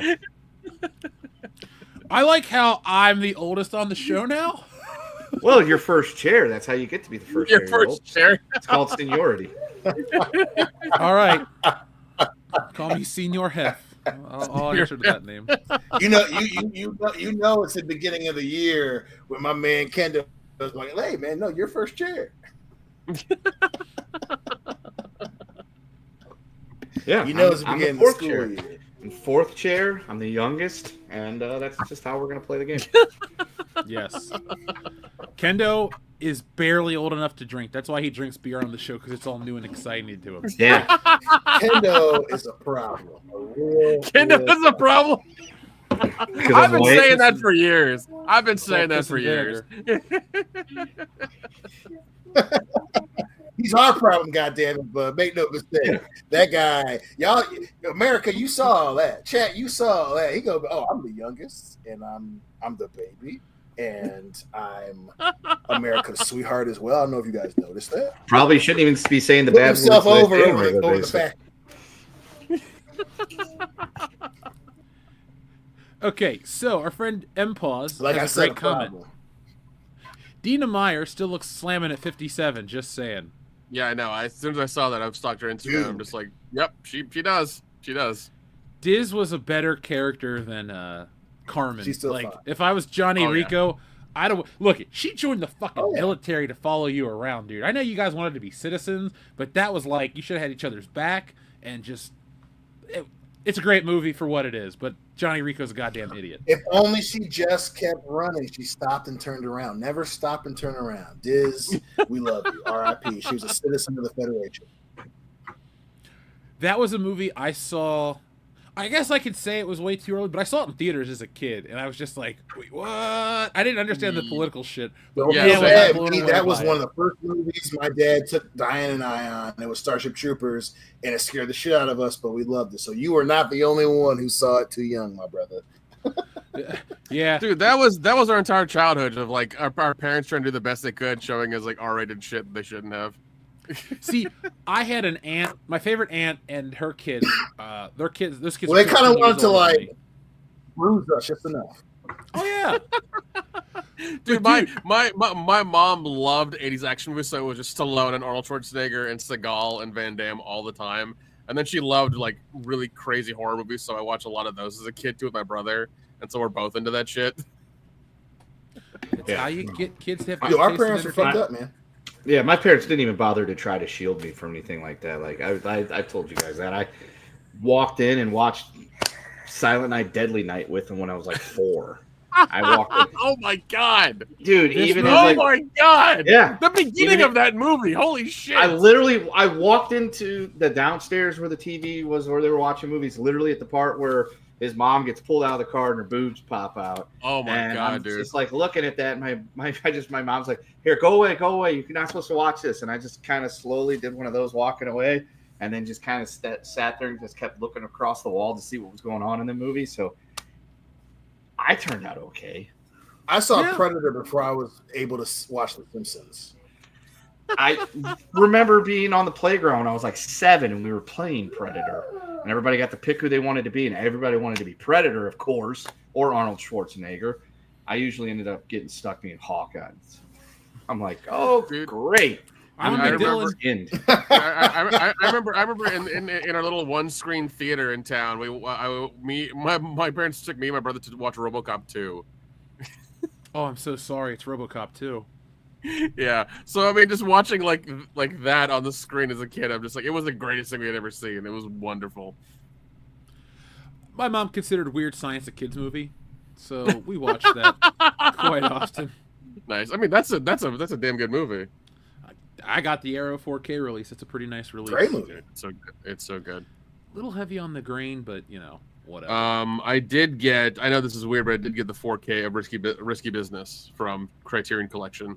There's nothing weird about that. Bronson Pinchot is a great actor. Oh yeah, we love him.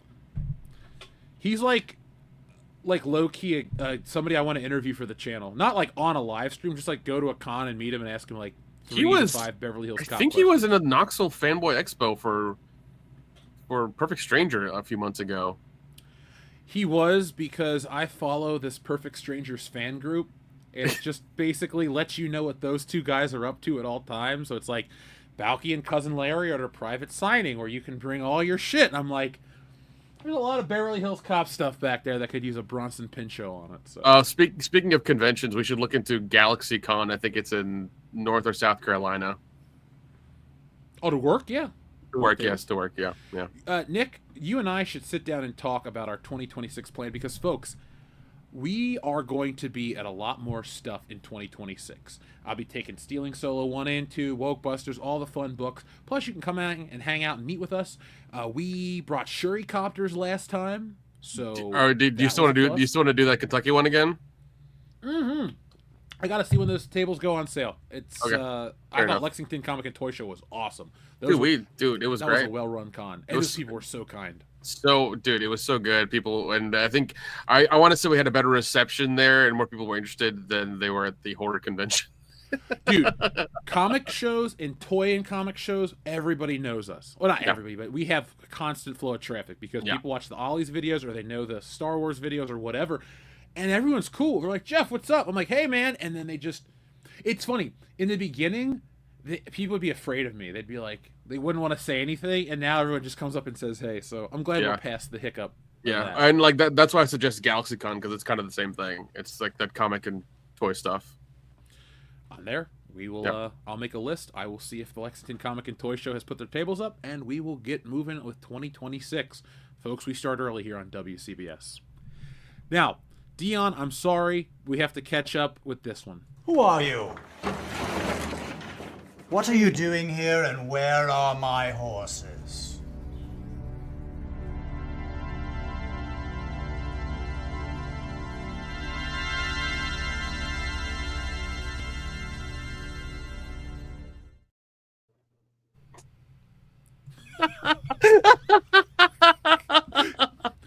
Anyway, Dion, we have given you enough time to loosen up, to prepare your voice, and get your turban ready, because one of our long-term members, Shrubbles Await, we're going to Jamaica. Months. I know, right? We have a question for the all-seeing cleric known as Mr. Cleo. So, Mr. Cleo, will Roblox be terminated for supporting the Maps Crowd, or will also what color dongle toy will it be in the next WNBA game?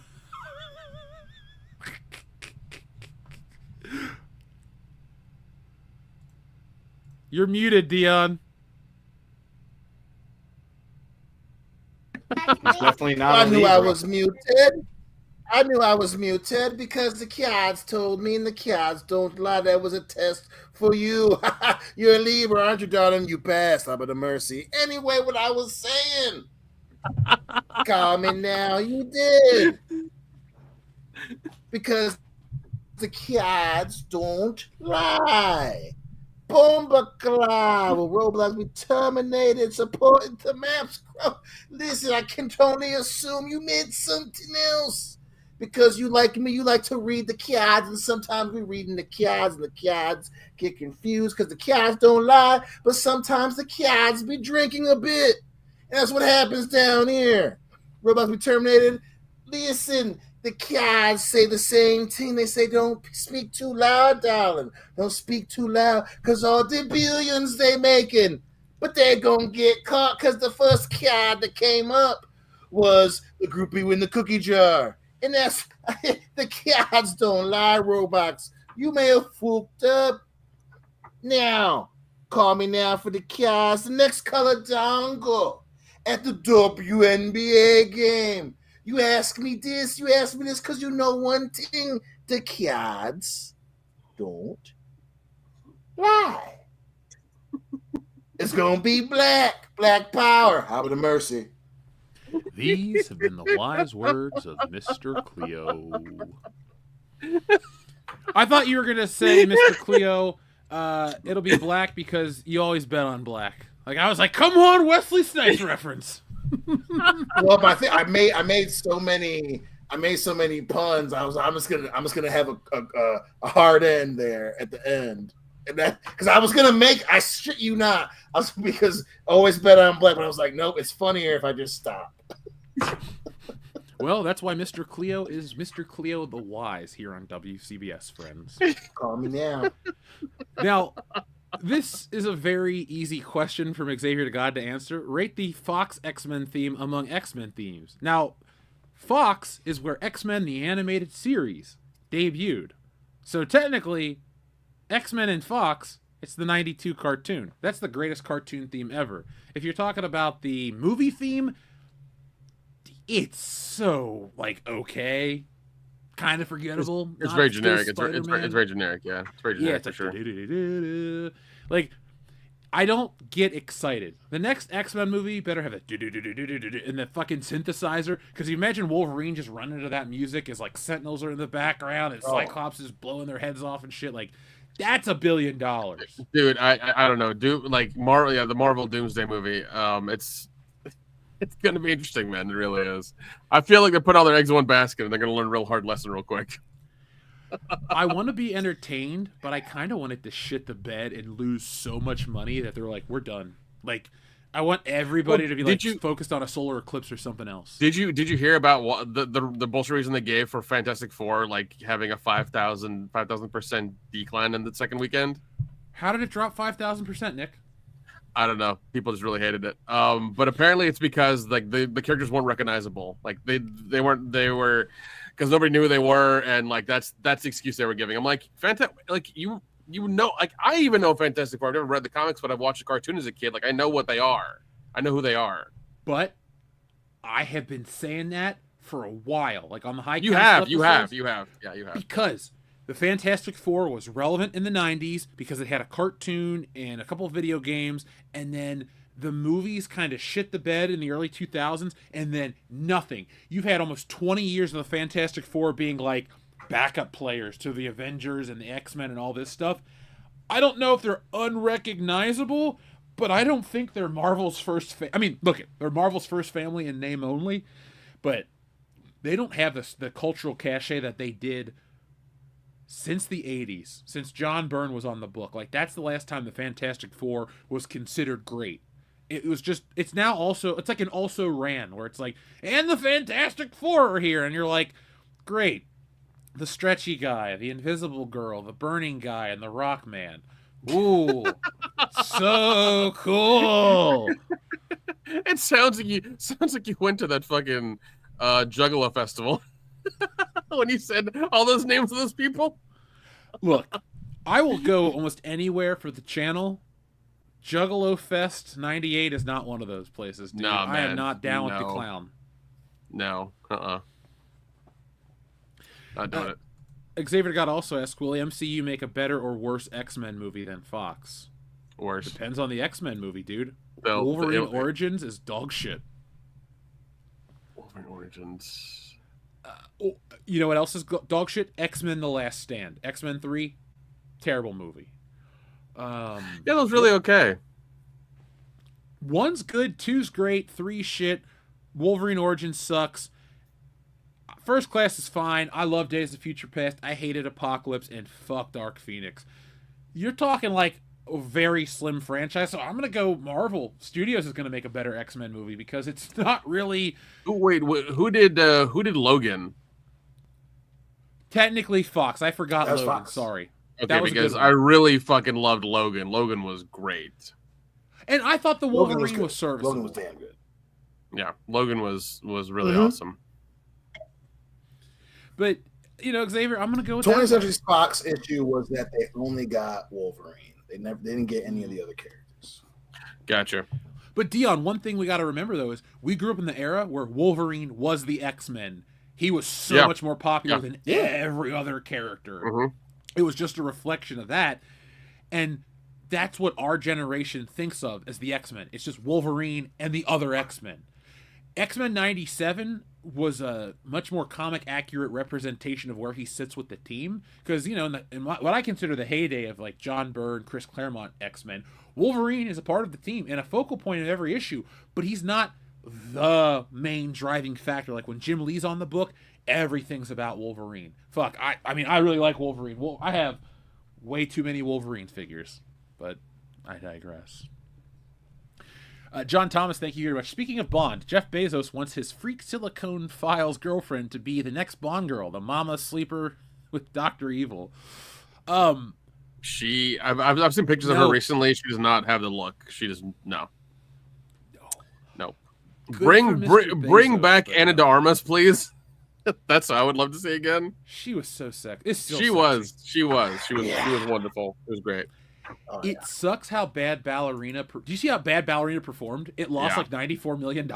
Yeah, dude. And it's one of those things where like she was fine in it. It just like you had these like large swaths of like ridiculous villain dialogue that were just them puffing their chest for like 15 or 20 minutes, and like Jeff will tell you, I fell asleep. I didn't, like, surprisingly. Normally I do. I was just like, I can't do this. And I mean, doing a spinoff of that. They've tried a couple spinoffs with John Wick, and I don't think they've done too well. I think that even the show for the Continental didn't do very well. A couple of things they did as well didn't do too well. But like Ballerina, like I was looking forward to it. I really was. But man, it was just like, can't do it. Cannot do it. By the way, folks, I had this picture on my phone. There you go. That's what she looks like. Because I saved this little picture about how he won. Dude, Jeff Bezos looks like Paul Schaefer from the David Letterman band. Like, straight up. I couldn't tell those two apart if they were standing next to each other. And, I'm not going to knock this lady because I don't know her. I also don't want my Amazon subscription to be canceled. He has my credit card number. But, in all honesty, like, this lady is not James Bond girl material, because Bond's going younger, probably, and this lady is probably older than Kendo. So, no, not a dig at her. She's only 25 years old. Okay, same age. My point is, though, she's not the right look. The next Bond girl, and I think Sydney Sweeney's hot, but she should not be the next Bond girl. No, I agree. She should not be. She maybe should be the second, but not the first new one. I'm gonna just go out and say I don't want American Bond girls. There's something appealing about international women in James Bond movies. Like, you got Ursula Andress or Jane Seymour. She's British. Claudine Auger. Fucking both the women in Thunderball are the best looking ones, and they're from Italy and France respectively. Like, sorry, but like Gloria Hendry, not a good Bond girl. Lois Chiles, not a good Bond girl. Fucking Denise Richards, arguably one of the worst Bond girls. I guess the best American Bond girls like Terry Hatcher or Halle Berry's dog shit too. I was about to say Halle Berry. Yeah. Looks great, can't act to save her fucking life. That's in that true. Movie. Halle Berry also has her own problems as well. Like, that's a whole other thing. Oh, I think she's probably got the world's worst. She's like J-Lo, I bet. Unlikable to a T. Yeah. I don't know. Denise Richards was fine. It's just that. Yeah, you're right. She couldn't act. She was very wooden. It was not good. It's just not good. I mean, Christmas coming once a year is a great joke, but yeah, and it just didn't like it didn't flow. It just didn't flow. And it's one of those things where like I'm with you. That they need to be international. They have to be foreign. Yeah, I'm all about that. Yeah, maybe Christmas should come more than once a year. I don't know. I'm a Halloween man myself. Yeah, same. Now, guys, I wanted to talk about something before we make this show 9 hours long. One day we'll do one day I will do like I still owe you guys the 200K long stream, so I'll get some people together and we'll get that taken care of. But I wanted to talk about this show, Alien Earth, because the Alien franchise is one of those series that has more bad than good, but what's good is great. It's iconic. It's some of the best science fiction ever produced. This new show picks up where Alien Romulus left off in terms of redeeming Alien. I know a lot of people out there are going to be hesitant to watch this. I gave it a blind watch yesterday morning, maybe 2 mornings ago when it first dropped.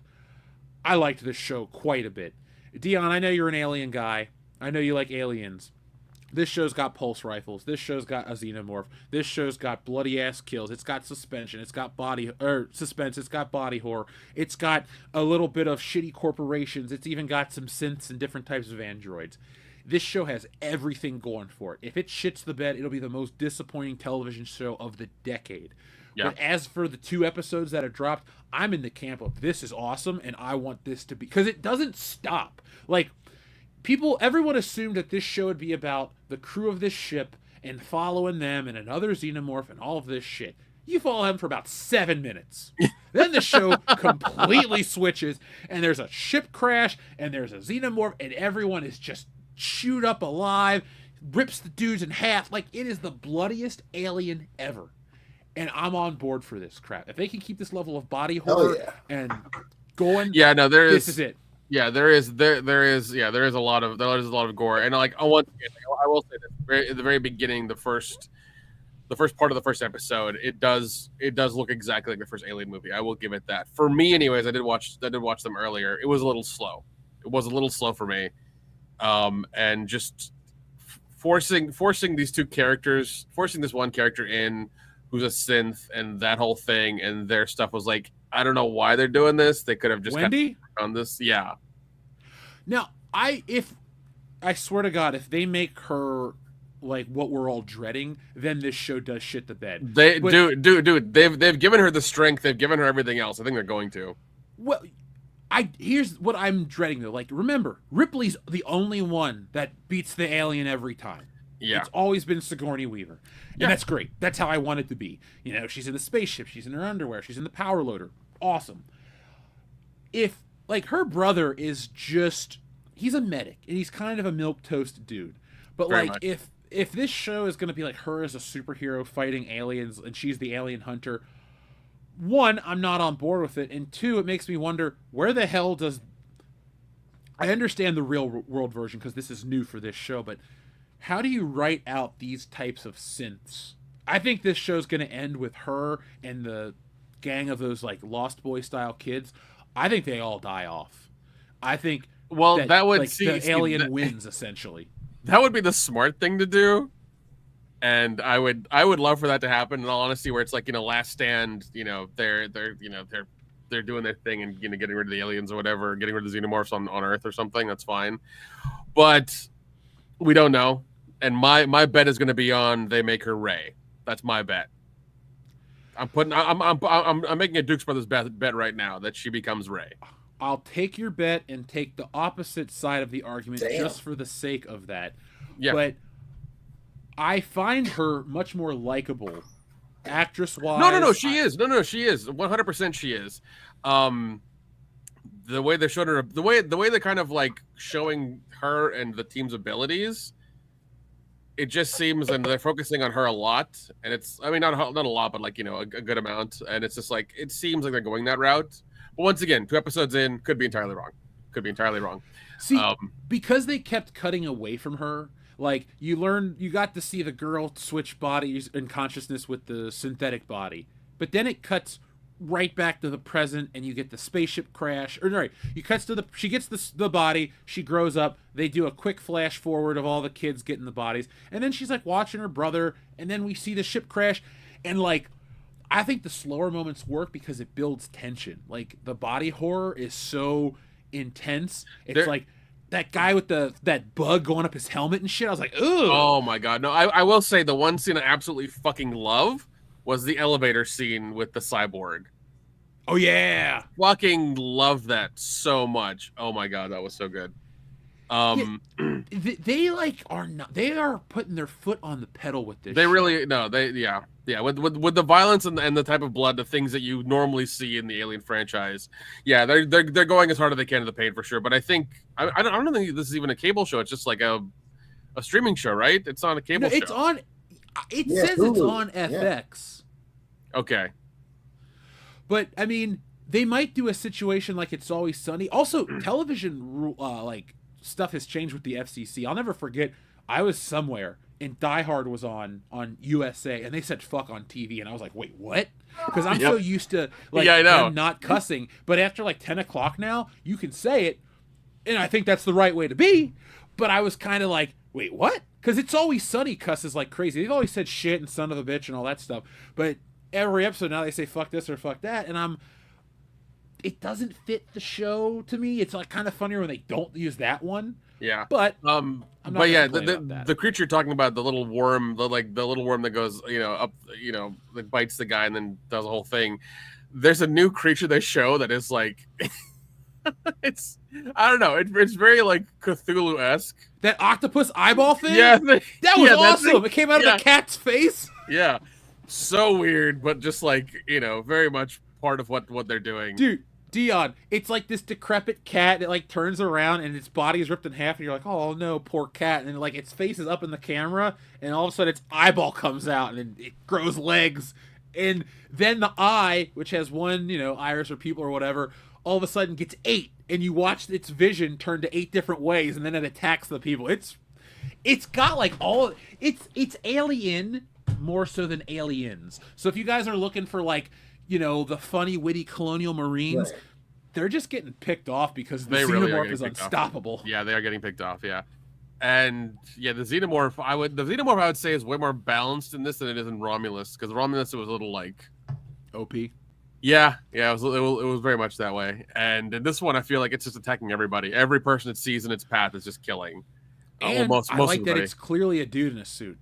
Yeah, like the originals. You can very much tell it is, except for obviously for some things they have to CG. But like for most of it, it is a dude in a suit. For most of it is a dude in a suit.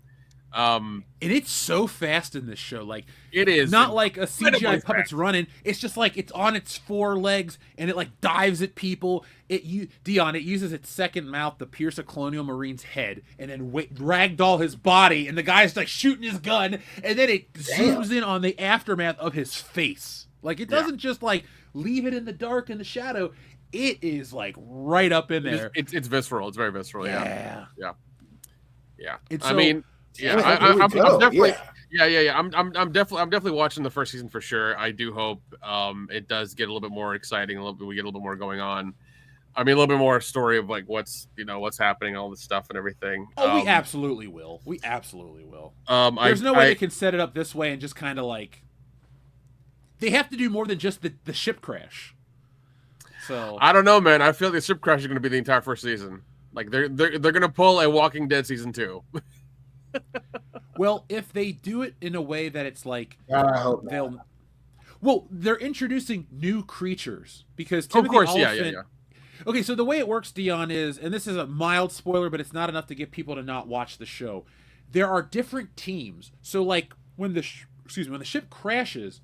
The Colonial Marines are sent in as search and rescue, but Timothy Oliphant and the other synths on another part of Earth know that the xenomorph is there, and they come in to like help with that one part. So they're not like both sent in from the same force. It's like 2 different teams are going in for different reasons. Right. Yeah, well, it's really survival, but yeah, and the synths are brand new. They're brand new because some trillionaire has like made them like some tech dude. The boy genius that they keep calling, and it's like he wants a lot of data, so he's like, yeah, send them in. We'll get a lot of test data and we'll get a lot of stuff back and we'll see what's going on. So like he's all excited and shit to like see how they do, if they die, if they make it, that whole thing. So there's that going on too. So the synths are brand new. Damn. Oh yeah, because the girl with the shitty haircut is the very first one.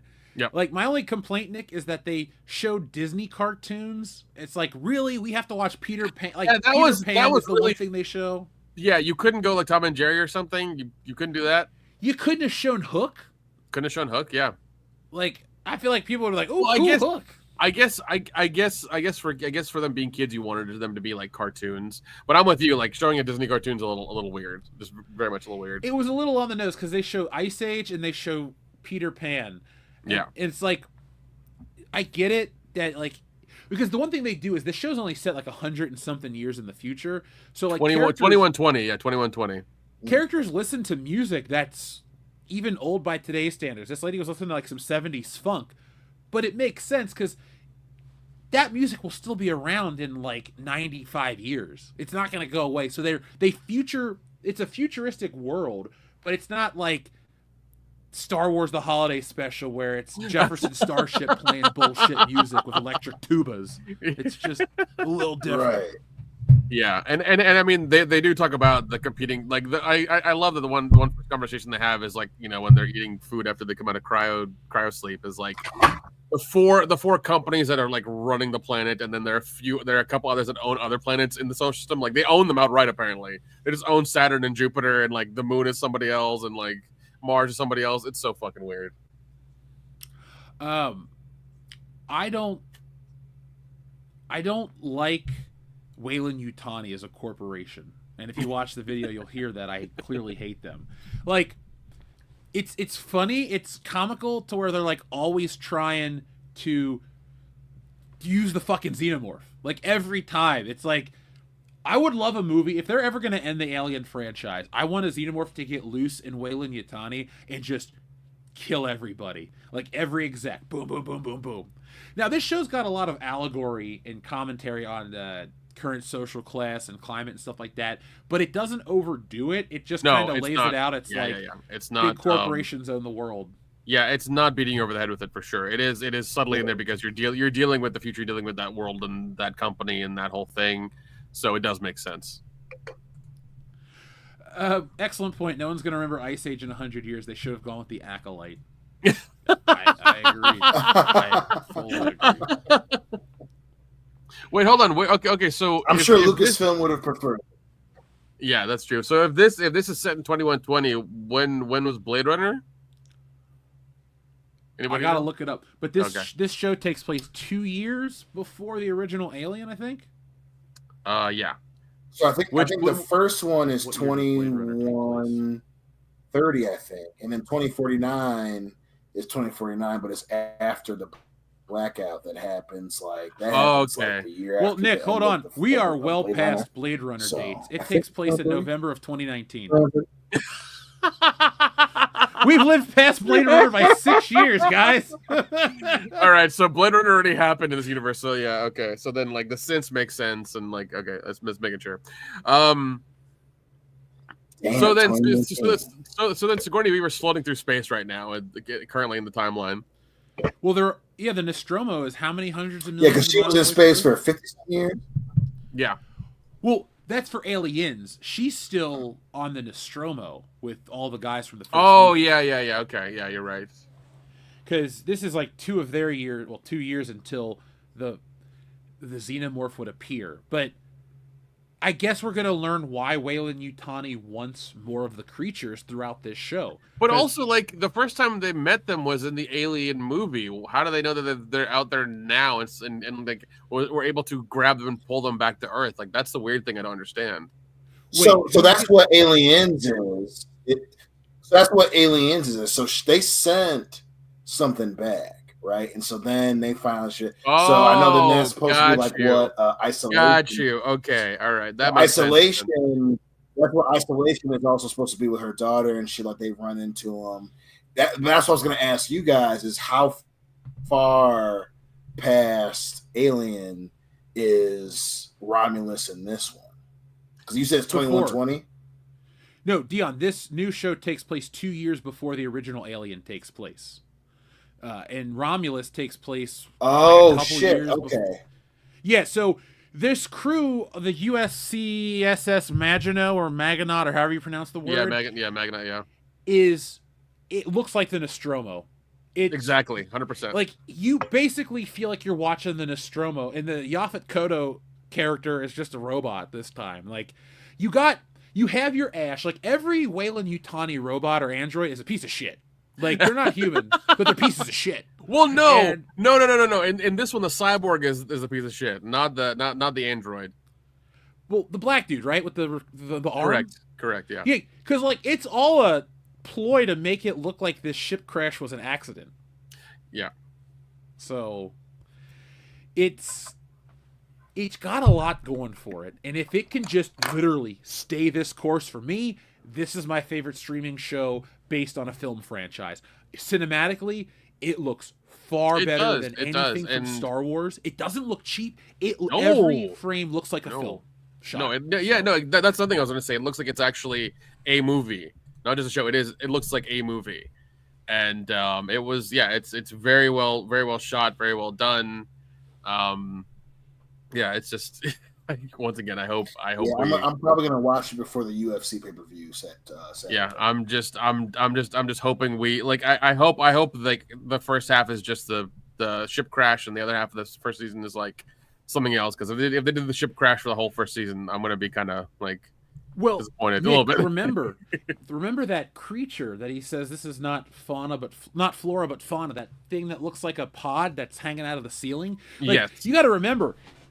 It might be just this spaceship crash, but a menagerie of off-world creatures have been introduced to Earth. So it's not going to be like the Xenomorphs is the big bad, but there are other creatures that are evolving in this show, and we haven't even seen most of them. Like the little eyeball Cthulhu creature, they capture in like a metal plate or a metal bowl, essentially, like a little tub, and it's not done; it's just there. But like, it's gonna get violent. And the interesting part, though, Nick, is like these synths, these new ones, can't really die, and they have the mentality of children. So you're gonna see these like powerful robotic people that don't know how to handle their shit, and there's definitely going to be more of a Peter Pan allegory, but I hope it's done well and it's not cheesy. Like, that's it.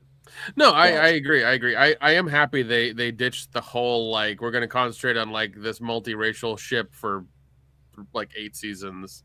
I'm glad they dropped that crap because that was like minutes. No, because remember that was the first thing we got years ago for the Alien show. It's like, oh, we're gonna follow this like, you know, this multiracial, sexual, blah blah blah blah ship of people, and like they're gonna deal with the side story is gonna be the alien. I'm like, what the fuck are you doing? What the hell are you doing? Yeah. Well, it's like when they were trying to deconstruct every damn franchise. They thought that there was money in that. Yeah. But in reality, we just want recognizable shit. Like, they even use all the sound effects from the movies. Oh, they did. Yeah. The gun sound the way they do in the old movie. It's wild. And when Mother types out all that shit, yes. like Mother, like you called it, dude, in the beginning of this. When they are on that not Nostromo ship, it literally is just Alien with other people. Like the cryo, like it's like they went back in time in the DeLorean and they pulled all the shit out of storage and got it here. Everything down to the jackets and the patches look like it's worn and torn, and they've been there a while. Like, it's insane how good that part is. They even have shitty 1970s haircuts, Dion. Yeah, that's awesome. Yeah, like it's kind of like Rogue One, where like they did everything they were like aesthetically they were supposed to for that movie. It's like the way they've done it here too, but better. But better, obviously, but better. Yeah. Well, I didn't mean just like from a better standpoint. I think just in terms of like the aesthetics, it feels more. The thing is, they took out Ben Burtt from Star Wars, and when you take those iconic sound effects away, you get what kind of looks like Star Wars, but not really feel like Star Wars. This did it all. Like, even the troop transport they have like a different version of the troop transport from Aliens, which is pretty cool to see. So, yeah. Oh yeah. Yeah, Matt, you'll like this level, the attention to detail, because this show, I'm an artist, and I watch shows for the story, but, you know, I also watch it for the visual, because the visuals get you immersed in the world and make you, like, involved in the story more. Exactly. And that's what got me here. So you're not dealing with, like, what is it, the prequels of Alien, where all of a sudden everything looked like it was, like, 50 years in the future and it was, like, you know, 100 years before the first movie happened. Like, I hated those for that aesthetic so much. Oh my god, it didn't make sense to me. But this, they kept it right. Everything looks the same. These are like, you know, obviously like mass produced ships for space for, you know, these people to work in and stuff. So it makes sense for them to all look the same and be just named different stuff. So they did a good job with it. Dude, I loved. Last thing I'll say, I loved how when the ship crashed and they showed it from outer space, there was no sound. It was great. I was very happy that I'm like, okay, I get it that it's all fake and we're not trying to make it 1-to-1 real, but I did like that they kept the vacuum of space as the vacuum of space. Oh, of course, and yeah. You only heard the crash when they showed it on the inside of the ship when stuff was breaking away. So, yeah. And dude, that escape room when the Xenomorph was trying to get him, dude, and it like leaked on him. I'm like, ooh, that was pretty good. So. But yeah, like, and especially afterwards when you saw like how like it was trying to get in and all the scratches and dents and everything of like how it almost got to him was like, oh man, wild. The Xenomorph is one of the best alien creatures ever put on film. Oh, like, yeah. Could you argue a more iconic fictional alien creature? The Predator. Okay, that's fair. Dare I say The Thing and the Blob? Does Yeah, Chewbacca count? It's a short list, and even then, I don't know if you could say more iconic, but yeah, it's a short list on the same level. Chewbacca, yeah, I mean he's definitely an alien for sure. Yep. Let's see. Superman. I do think okay, Superman wins. Don't tell Dean Cain. He's not an actor anymore. He's an ICE agent now. He's an ICE agent. That's what he's saying. Look, I'm waiting. $50,000 bonus is attractive. Listen, I'm sure he's gonna have a show on on something. A&E. For sure. Steven Seagal should join ICE. Steven Seagal, agent of ICE. I'd watch that show. Oh my god! No. Dean Cain's gonna have a show on Rumble. That's what's gonna happen. He's gonna have a show on Rumble. Hey, you have to talk too much shit. We're on Rumble currently. No. I'm not talking shit. I'm just saying that's where it's gonna go. That's where it's gonna go. Oh, you know what? This has been a really, really fun show. Honestly, folks, this 3 hours has just flown by, and we were on time tonight, so it was a big winner. It was 3 hours. Damn, I know, right? See, is there one thing I just wanted to ask or say real quick, and because I know everybody's got to get up for work in the morning. Last week we talked about how the WWE signed a deal with ESPN and how it's going to be $30 a month to watch these shows. But I saw the deal with Paramount and the UFC and how basically that's going to be like rolled into your subscription and all this other shit. It's like UFC's getting a better deal and wrestling fans are getting hosed, and I don't think it's going to work in the long term for wrestling fans. Well, what seems to be happening, and this has been like in talks for a long time. I've seen this for the last 5 or 6 years now. A lot of the streaming services, since they're losing money, they're going into live sports. We saw Netflix and I think Sony and a couple other ones fight for cricket in India, and I think Netflix the American company lost for sure. They did, and it was like billions of dollars they had to pay for those rights. And I think Netflix is trying to get F1. Like you said, Paramount has got UFC. So I mean, like they're trying to get into live sports so that they can like really get more money going in. Because as we've said from the beginning, they're losing money. And it's just going to be interesting to see where this goes. Because I mean, even wrestling for Netflix, I don't know if that's gonna help it or hurt it or not. It's making them money. But like wrestling feels different, and when you take away the live nature and you put it on streaming like this, you kind of take away the must-see nature of catching it live. So like I watched the end of Raw on Tuesday. Like wrestling just becomes a lower priority for me because it's never great anymore. It's just okay, and it's getting more and more expensive, like incrementally. Like I tweeted today, there was a tweet from Triple H about the WrestleMania tickets. And I responded, been there for 18 years, blah, blah, blah, and all this stuff. I got a lot of views and comments on that about just, the prices of WrestleMania tickets. Wrestling is just, it's like it's charging more at the worst possible time. So hopefully this UFC deal works out for you, Dion, because I know if you get like a $15 a month subscription and you get all the numbered UFC fights and all that big shit, you're happy. Hell, I have Paramount Plus. I might watch UFC every once in a while. I keep it for other stuff, but it's an attractive deal. But it's attractive to me because it's coming to a platform that already interests me. If I have to pay additional, like I don't watch baseball, I don't watch basketball or anything else on ESPN, like literally. When I go to a restaurant and ESPN's on, I'm just like, I'll eat dinner and talk. But that's why, like, I don't think wrestling should go there. Because it doesn't fit with that. It's a different audience. It's a different thing. And at the end of the day, I think UFC's just going to, they bought the company, but I think they're accidentally going to stroke the audience too much, and then, everybody's dry. So that's it. Yeah. I will say that to your point, you bring up a lot of good stuff. Nick brings up a lot of good stuff. Kendo, I'm very interested to see what you think about this. You're right, very right about good deal for me. UFC, great. It's very interesting that at the same time ESPN gets WWE.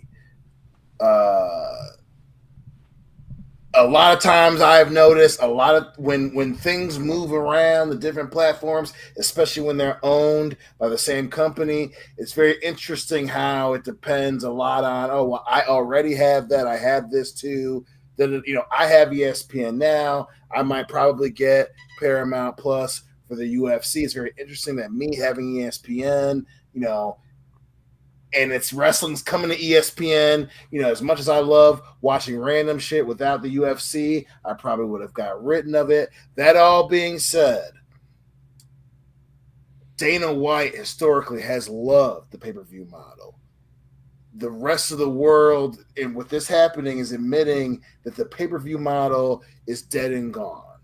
With Netflix getting into boxing, now Viacom CBS getting into MMA with the UFC, ESPN losing the UFC, but keeping PFL, and now getting pro wrestling.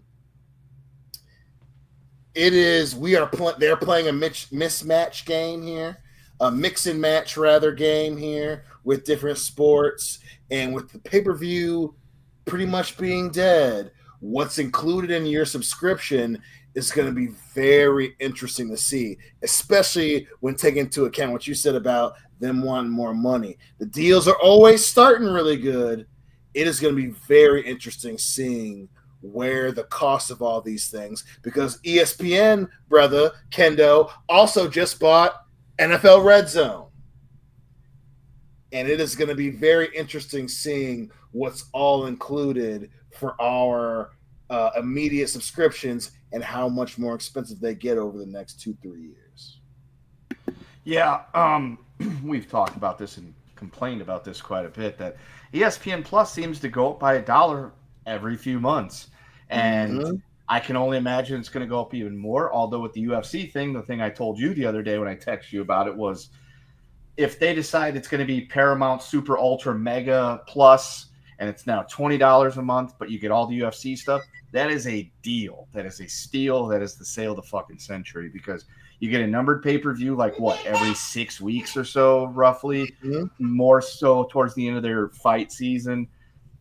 And the pay-per-view model just isn't there because they want $80 for the pay-per-views, but most people are just pirating and stealing the pay-per-views anyway. So I could see where that would work out. They say, look, if we can get all these people to sign up for $20 a month, and then people that are already there for $7 a month go up to $20 a month at their UFC fans, it could balance out so we're not really losing the money, because if we try to pay-per-view it, people are just going to pirate and steal the pay-per-views anyway, most people probably already do, because the pay-per-view model's been dead for a very long time. It's been on life support for a long time. Nobody wants to spend the money on the pay-per-views anymore, and I don't blame them. I don't want to spend money on pay-per-view either. So I would totally sign up for that. I'd be like, hey, I'll pay an extra $12 a month for my Paramount Plus if it means I get to watch the UFC numbered pay-per-views. Exactly. And, everything like that. ESPN, if ESPN goes up, it's going to be hard to pay for that. But the thing is, I'm not going to pay. I don't pay for ESPN Plus to watch anything other than NHL, because they have the NHL now. So instead of buying center ice or whatever, because I'm no longer in my home team's market, I can get ESPN Plus, and it balances out over the course of the year to watch the Blues play better than they have don't shush me. Better than they have in the last couple of years. And then whatever. You caused me to lose my train of thought. But yes, I'm not paying more for wrestling. I can tell you that, because I don't care about wrestling that much anymore, because I just listen to the podcast that I listen to, and it tells me everything that's going on about wrestling right now. And most of it seems like must not see TV. It's like, do I really need to watch it? And I don't. It's whatever. But yeah, I think if Paramount Plus decides they want to charge a little bit more, but give you everything UFC related, that's a win for everybody. I will watch John Cena retire live, and I will go to Michigan to watch pay-per-view, like big ones with Dion and the family. But my era of wrestling, unless The Rock's around, it's kind of just like, I'll play the games and that's it. It feels weird coming to that realization, because I've been a wrestling fan. Quality has to be there. No, it does. Dude, it does. Yeah. Now, to your guys' 2 points, to the 3 of your points, right? streaming and specifically sports, and that's the interesting part of pro wrestling, right? You know, I've always been, I think it's a sport, you haven't, but we both watch it when it's good. To get Kendo and Jeff to feel like their money is worth it, if they're going to spend money on something and not pirate it, it has to be good. To get Nick invested, especially when it comes to sports. This dude doesn't watch a whole lot of sports, but if we're talking about it and it's good, well, then he might get a subscription. And we're in that era now where companies are starting to think about it, but they're fucking cheap. So, and without pay-per-view, we're companies and fans, we're at odds right now, man. And you know, it's gonna be the streaming wars are now consumer versus producer, and it's gonna be very freaking interesting. No, yeah, it's now to the point now where things are getting too expensive. But I wanted to ask Kendo and Dion, what is the highest price you're willing to pay for sports and things like that, and live entertainment? What is the top you're willing to pay, and like no more than that, like per year, per month, whatever? Because it seems like you've said ESPN goes up every couple of months by $1, but what is the cutoff for you guys? Give them the reasonable sports fan answer, and then give them the unreasonable sports fan answer. The reasonable sports fan answer: how much am I willing to pay per month to watch whatever sports I want, my specific favorite teams, follow them and everything like that, especially out of market. Reasonable sports fan, I would say probably about $70 a month.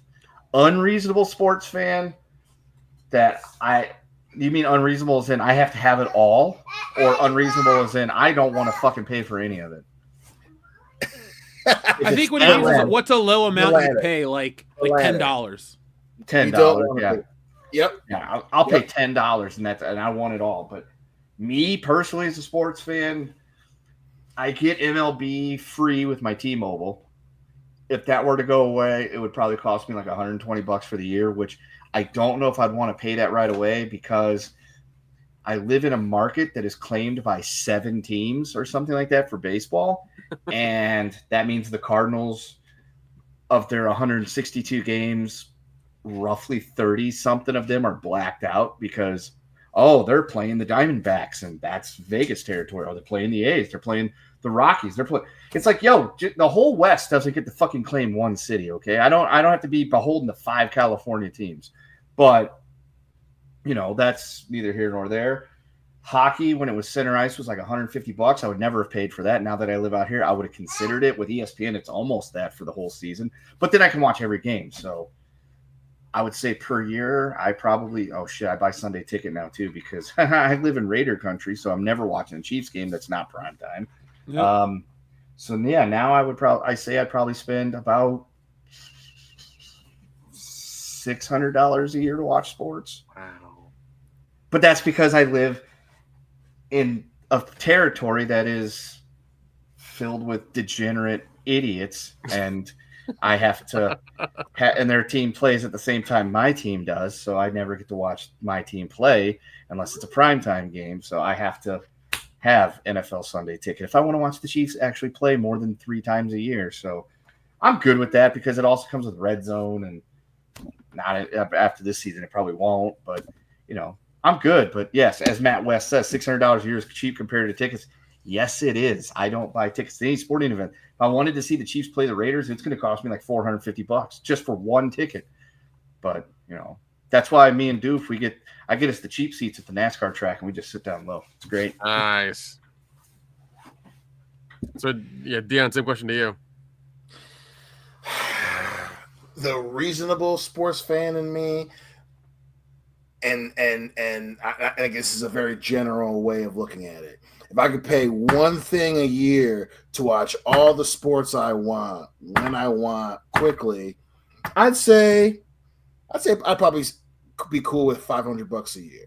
If there was a service, a thing, or 2 or 3 services in total, if they were each, between $50-$70, the max I would do for streaming and enjoying is $500. Now, for one service, the most I would rather pay, the most I'll go up to for a single service is $50. $50 is the most I'll even think about giving you for an entire year at that price point. Now, the unreasonable, baby, if I could spend $10 to watch a thing, that'd be perfect. You could bamboozle me like, hey man, it's $10 to watch this pay-per-view. This game, if it worked out to where it's $10 to watch this shit, I would do it. And it's between reasonable and unreasonable. That's where they operate, and they just are in the corner where they can't do that. Yeah. And with them getting more and more expensive, I mean, they're gonna start hitting that wall of like unsubscribers or people sharing passwords or NBA is like feeling that now. Yeah, NBA, they're struggling right now. So they a show that was on TNT, for them to move it from TNT, they would have to spend a lot of money, and they didn't want to do it just for a show that talks about basketball. People aren't getting the NBA app, even NBA fans, on top of the fact that they're trying to prop up the WNBA league. So sports leagues are running into that right now.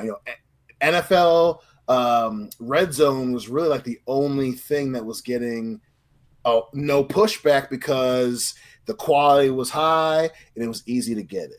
And now, ESPN's reputation is they're known for fucking things up. So, sports leagues, even though they're making a lot of money, the streaming thing, they're all running into that. Because outside of TV money, getting fans to get the streaming shit is tough. Yeah. Our friend Darian217 joins our conversation. He says, I found the Paramount UFC deal hilarious. When there is a fight, I recall seeing that the deciding round in its entirety posted within minutes on X for free and good quality. UFC pay-per-view seems overpriced to me. Now, Dion, you watch a shitload of UFC. How do you feel about that comment?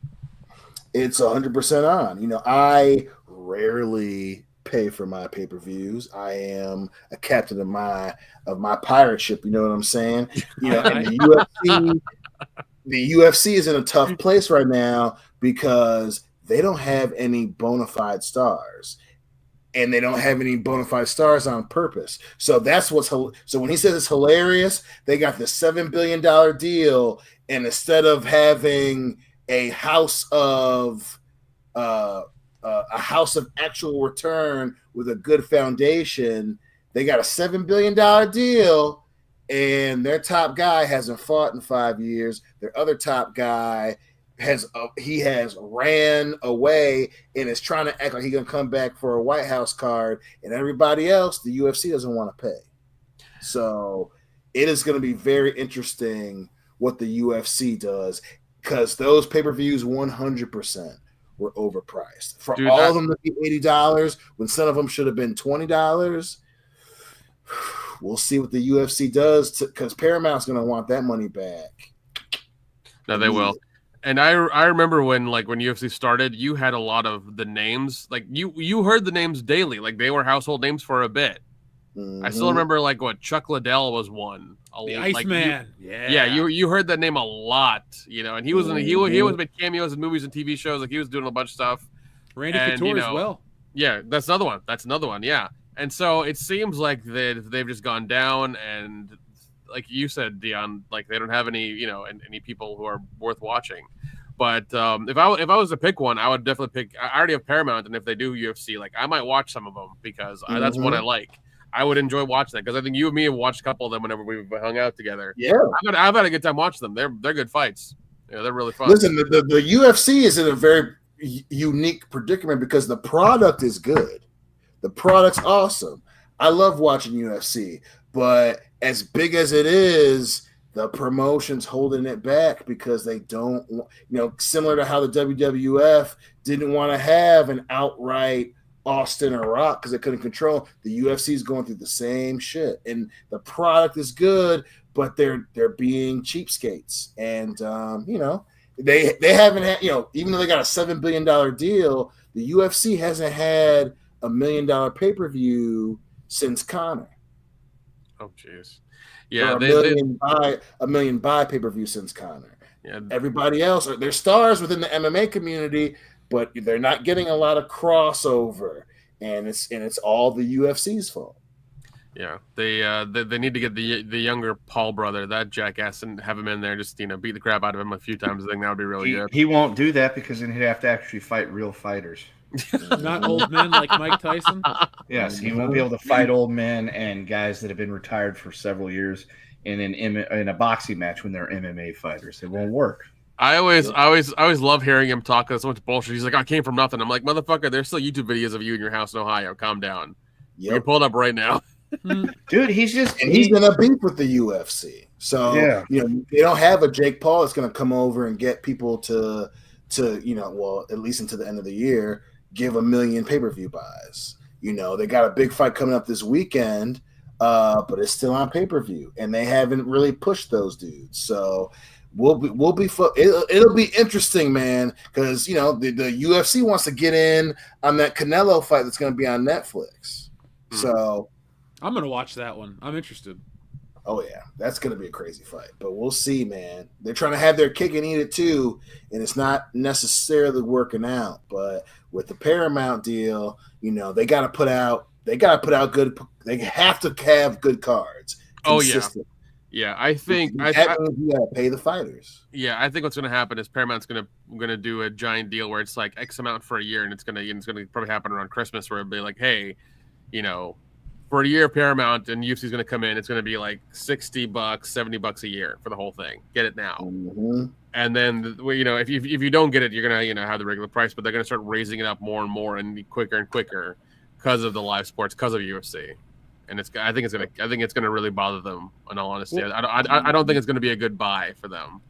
I don't either, and I think because if you look at what Paramount offers, it's Viacom back catalog, it's Nickelodeon back catalog, it's Star Trek movies, it's all of this shit, and I don't think there's as much crossover with what's on Paramount and then professional sports. Like wrestling, I don't think it fit Peacock, I don't think it fit Netflix either. It was better when they had their own streaming service, but Paramount is so much more filmic than these other ones, and their original series are much for a different audience. Yeah, they're I think it would be smart if they offer like a different tier. Like if you don't want live sports with it, it's like, all right, well, you don't have to have UFC. If you only want to pay, $9 or $12 a month, you keep it the way you want. And then if you want UFC, it's $20 a month. And they grandfather you in for 3 months to see if you like the product. Oh yeah, of course. Yeah. I think that'd be smart, but if my Paramount Plus subscription doubles in price, actually if it increases by 50%, I will cancel it. That's the one I'm always on the edge of, like, I don't even really watch this. Same. I'll get it for like a month. Like every now and again, I'll get an email for a deal where it's like 3 months for like $5, and I'll do it for 3 months, and then I'll have it for a bit, and then I'll turn it off. If they weren't business expenses for me, I wouldn't keep streaming services, because Disney Plus would be the one I'd keep the most because it's got Hulu bundled in, and I like King of the Hill and the back catalog, and I watch It's Always Sunny in Philadelphia every week. But like somebody in the chat was talking about Tubi, I'll sit through because Amazon charges you to watch commercials. Dude, Jeff will tell you last year when he was sitting on my couch here for we were hanging out for Dragon Con. Well, I think we spent 2 days watching just random Tubi crap, and it was the funnest shit we had found. We had found some terrible shit. We had found some like fucking diamonds in the rough. Like it was that really wrestler good. one. Yes. Where the wrestler fought the zombies and the undead. Yes. That movie was fucking great. Oh my god, yeah. Like, you talk about remaking movies, Hollywood. Remake that movie with John Cena. That's a $500 million movie. It was awesome. He would be John perfect Cena's the for dude it. to do it. He would be perfect for it. I think they already released a trailer for his DC show. Oh, Peacemaker? Peacemaker, yeah. So, yeah, they released the trailer for that, which, I mean, the first season was good. I did watch Monster Commando or whatever it was. Yeah, Creature Commando. Creature Commando. I really liked that. That was a really good show. That was really good. I probably will definitely check out Peacemaker Season 2. I need to check out Peacemaker Season 1. I liked him in the Suicide Squad, and then living out west, I watched different shows, sometimes good ones, sometimes bad ones, and Peacemaker just never made my list. But now that James Gunn has made a superhero movie that I like. I guess I should at least check out Dude, what else is in the world. It's weird because we got this moment with Superman and Fantastic Four that happened, and it's the same thing that happened with, I want to say, the Saw movies and the found footage one that came out whenever, like the Paranormal Activity. Paranormal Activity, yeah. Because for the longest time, it was a weird thing. You saw like you had a Saw every October, and the first time we had Paranormal Activity and Saw come out, Saw did less than Paranormal Activity, and then like there was no more Saw. Paranormal Activity took over. So I think we're in that thing happening right now with Marvel. Yeah, with DC beating Marvel, and because I mean, DC doesn't have to be. I mean, DC doesn't do Marvel where like they're Boy Scouts and they're Disney and things like that. They can be violent, they can be raunchy, they can do those things, and I think that's going to separate them from the MCU. And if they just stick with iconic characters and like, I don't want the same movies over and over again, but all I want is the A-list. I've lived through the B-list, C-list, D-list characters, and anybody that would say, well, what about Guardians of the Galaxy? Once in all that. All these other ones, like Ant-Man started out great. 100%. Ant-Man shit the bed hard. Like, all of them started out great. Thor, I like Thor 1. I'm not embarrassed to say Thor 1 was good. Thor 1 was good. Yeah. But Love and Thunder, god damn it, is that a dumbass well, so movie. was the part 2, Dark, whatever it was. I hated Ragnarok even more. Dark World. I do like the Dark World. I'd rather watch it over 3 or 4. So. Okay. Yeah. Real quick before we read our other 2 super chats, somebody in the chat gave us a compliment about Wokebusters, and it says, I just finished reading Wokebusters the other day and I really liked it. Keep up the good work. Well, thank you. I appreciate that. I'm glad you enjoy Wokebusters. It's like that sleeper book that's slowly moving out into the world, and everybody that reads it likes it. So, folks, go to wokebusterscomic.com and get yourself a copy. I gotta recount the inventory, and I'll put the rest of the other covers on the website. Right now, you can get this cover, which was the most popular cover. If you like Ghostbusters, it features this awesome painting on the back, and it's the villain of Wokebusters isn't what you think about wokeness or female Ghostbusters. It's kind of how I don't want to say the media, but how certain people try to play people against each other for stupid reasons, and we make fun of all of it. So I'm glad you guys are enjoying it, and even if you don't care about any of the deeper meaning, it's just a funny story about guys who fight monsters and of people that get offended. So it's bright and it's colorful, and I drew it like a cartoon. Xavier to God says, Dana White started his own slapping sport. And it was a disaster. What? Oh, It's Always Sunny in Philadelphia did a great episode about that like 2 weeks ago. Dude, that show is back. They did a whole Go Woke, Go Broke episode today. I was eating lunch. I was spit out my food. It was so fucking funny. Like, damn, good. It's Always Sunny gets it. Like, That's I'm awesome. working on a video about, it's either going to be, I don't want to spoil everything. Just watch the content, folks. Everything we put out, Pinky Up World Class. Yeah, but they parodied that at Xavier to God. That was hilarious. Xavier to God also says, "Oh yeah, John Cena or Peacemaker is in Superman." Yep. Yes, he is. Yeah, he makes a little cameo appearance on the news on TV, which I think is good. Yes, like I said, Superman was great. I really enjoyed that. They did a damn good job of it and everything. I haven't seen Fantastic Four just because like I didn't feel like it. I like the old ones. Even the Roger Corman one was my favorite. That's still my favorite one for reasons. But Roger Corman's the fucking man. True, dude. Oh man, like that. I think he died last year. That fucking hurt. That fucking hurt a lot. Nick, go. I mean, you and I both have Regal passes, so it doesn't matter. But like, if you didn't have a Regal pass and you could catch Fantastic Four in a matinee, it is a visually impressive film. Okay, it's kind of. I don't think you'll have any like deeper connection to it, but if you just want to watch something that looks pretty, no, I do like that like 1960s like I guess Astro retro aesthetic, future. retro future aesthetic. I do love that aesthetic. I do really like that, and I think like you said, I might go watch it for that if there's a good. I might go do that tomorrow actually. If there's a cheap show tomorrow, I'll go check it out.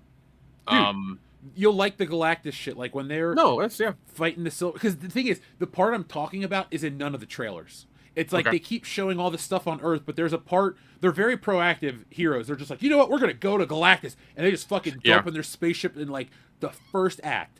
And that was probably some of the coolest visuals that Marvel has ever put to screen. Like when they go through they're like in this wormhole thing and they're kind of stretching and the Silver Surfer gets caught in a dust storm. Like, it looks great.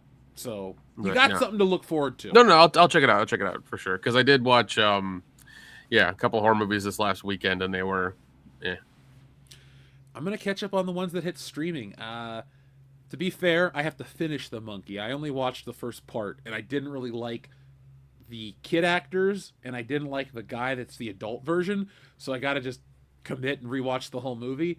But I like the concept, and there's something else. I might get caught up on Twisted Metal. There's 7 episodes available, so yeah, Twisted Metal's solid.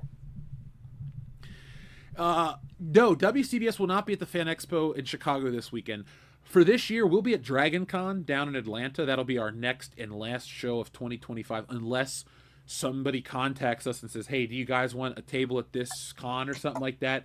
Then we'll show up. But 2026 is the time when we'll do a lot more stuff. I'm going to sign up to make sure we redo the Lexington Comic and Toy Show. And then what we'll do is we'll kind of map out regionally what we want to do. So we can kind of be like, hey, guys, we'll be in the South here. We'll be in the Northwest here and this. And kind of just, because I've done Emerald City Comic Con, and I'll do that again. There's a bunch I want to do. Emerald is what was one in Cincinnati? Is that the one in Emerald City? Emerald City? Oh, Emerald City, Seattle. Cincinnati Comic Expo is here. Yeah, since the Cincinnati one that I think happens in September is pretty good, right? You said that one was. I think you've had good luck at that one. Any comic show is successful because people want to buy comics and they recognize the logo and they're cool. People are just nice. The horror people are different, and I only wanted to go there because you and I used to make a ton of money at those shows. Like, honestly, folks, like, we'd be pulling in like thousands in a weekend. I'd be selling art prints of like Daryl Dixon from The Walking Dead. Dude, I will never forget this, and Mom always reminds me of this because she was there for it. I did so good one weekend that like I couldn't close my cash box. And I think it wasn't you. You were on the other side of me, but the woman on the other side of me was like selling dirt from like horror iconic places, whatever. Saw me try to close it, and she just got really jealous and wouldn't talk to me for the rest of the weekend. Yeah, dude, the horror vendor people are really weird about stuff, but the comic people, at those expos, we make friends with our neighbors. Remember the lady that was selling the 3D prints at Lexington? She was like the nicest lady. Her and her husband couldn't have been nicer. Oh yeah, dude, no, they were great. They were wonderful. Yeah. But that purple-haired lady on the scooter that was selling Legos that tried to talk shit about Wokebusters. Oh my god, dude, it was like the hypocrisy in that time frame was hilarious. Oh my god. I love to call those people out because well, I mean, we only encountered one. That's good. The world's changing.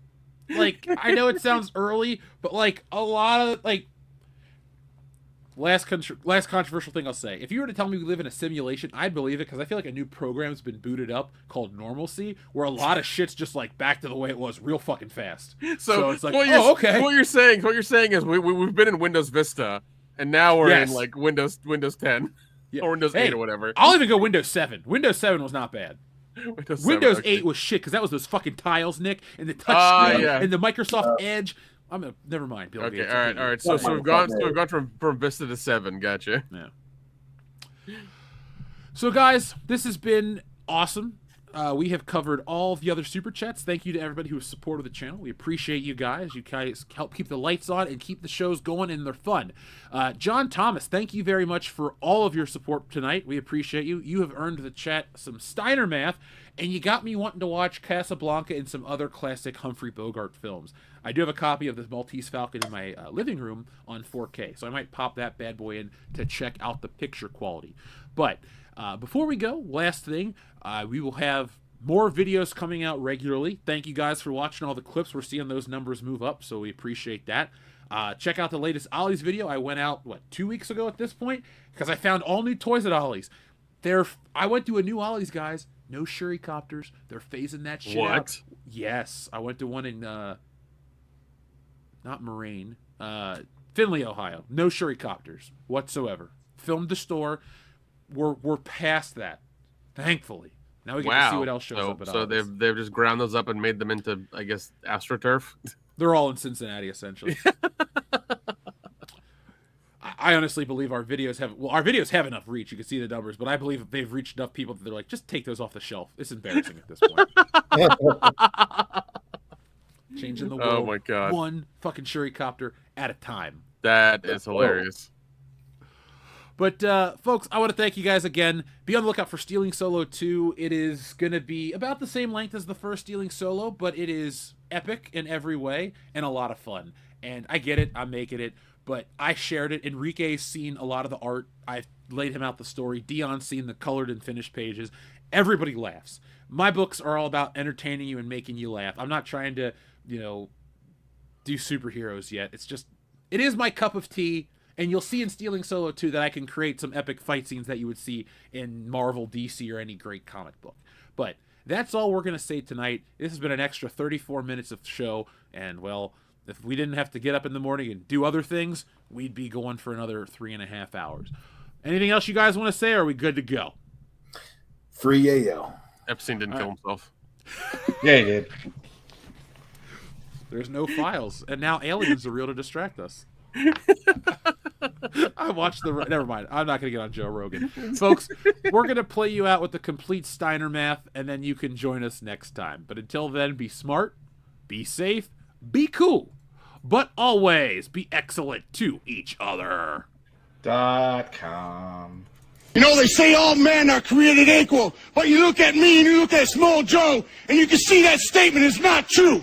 See, normally if you go one-on-one with another wrestler, you got a 50-50 chance of winning. But I'm a genetic freak, and I'm not normal. So you got a 25% at best at beating me. And then you add Kurt Angle to the mix, your chances of winning drastically go down. See, the three-way at sacrifice, you got a 33 1/3 chance of winning. But I got a 66 2/3 chance of winning because Kurt Angle knows he can't beat me, and he's not even going to try. So, Samoa Joe, you take your 33 1/3 chance minus my 25% chance, and you got an 8 1/3 chance of winning at sacrifice. But then you take my 75% chance of winning, if we used to go one-on-one, and then add 66 2/3%, I got 141 2/3 chance of winning at sacrifice. See, Joe, the numbers don't lie, and they spell disaster for you at sacrifice. Nice shooting, son. What's your name? My name is Jeff.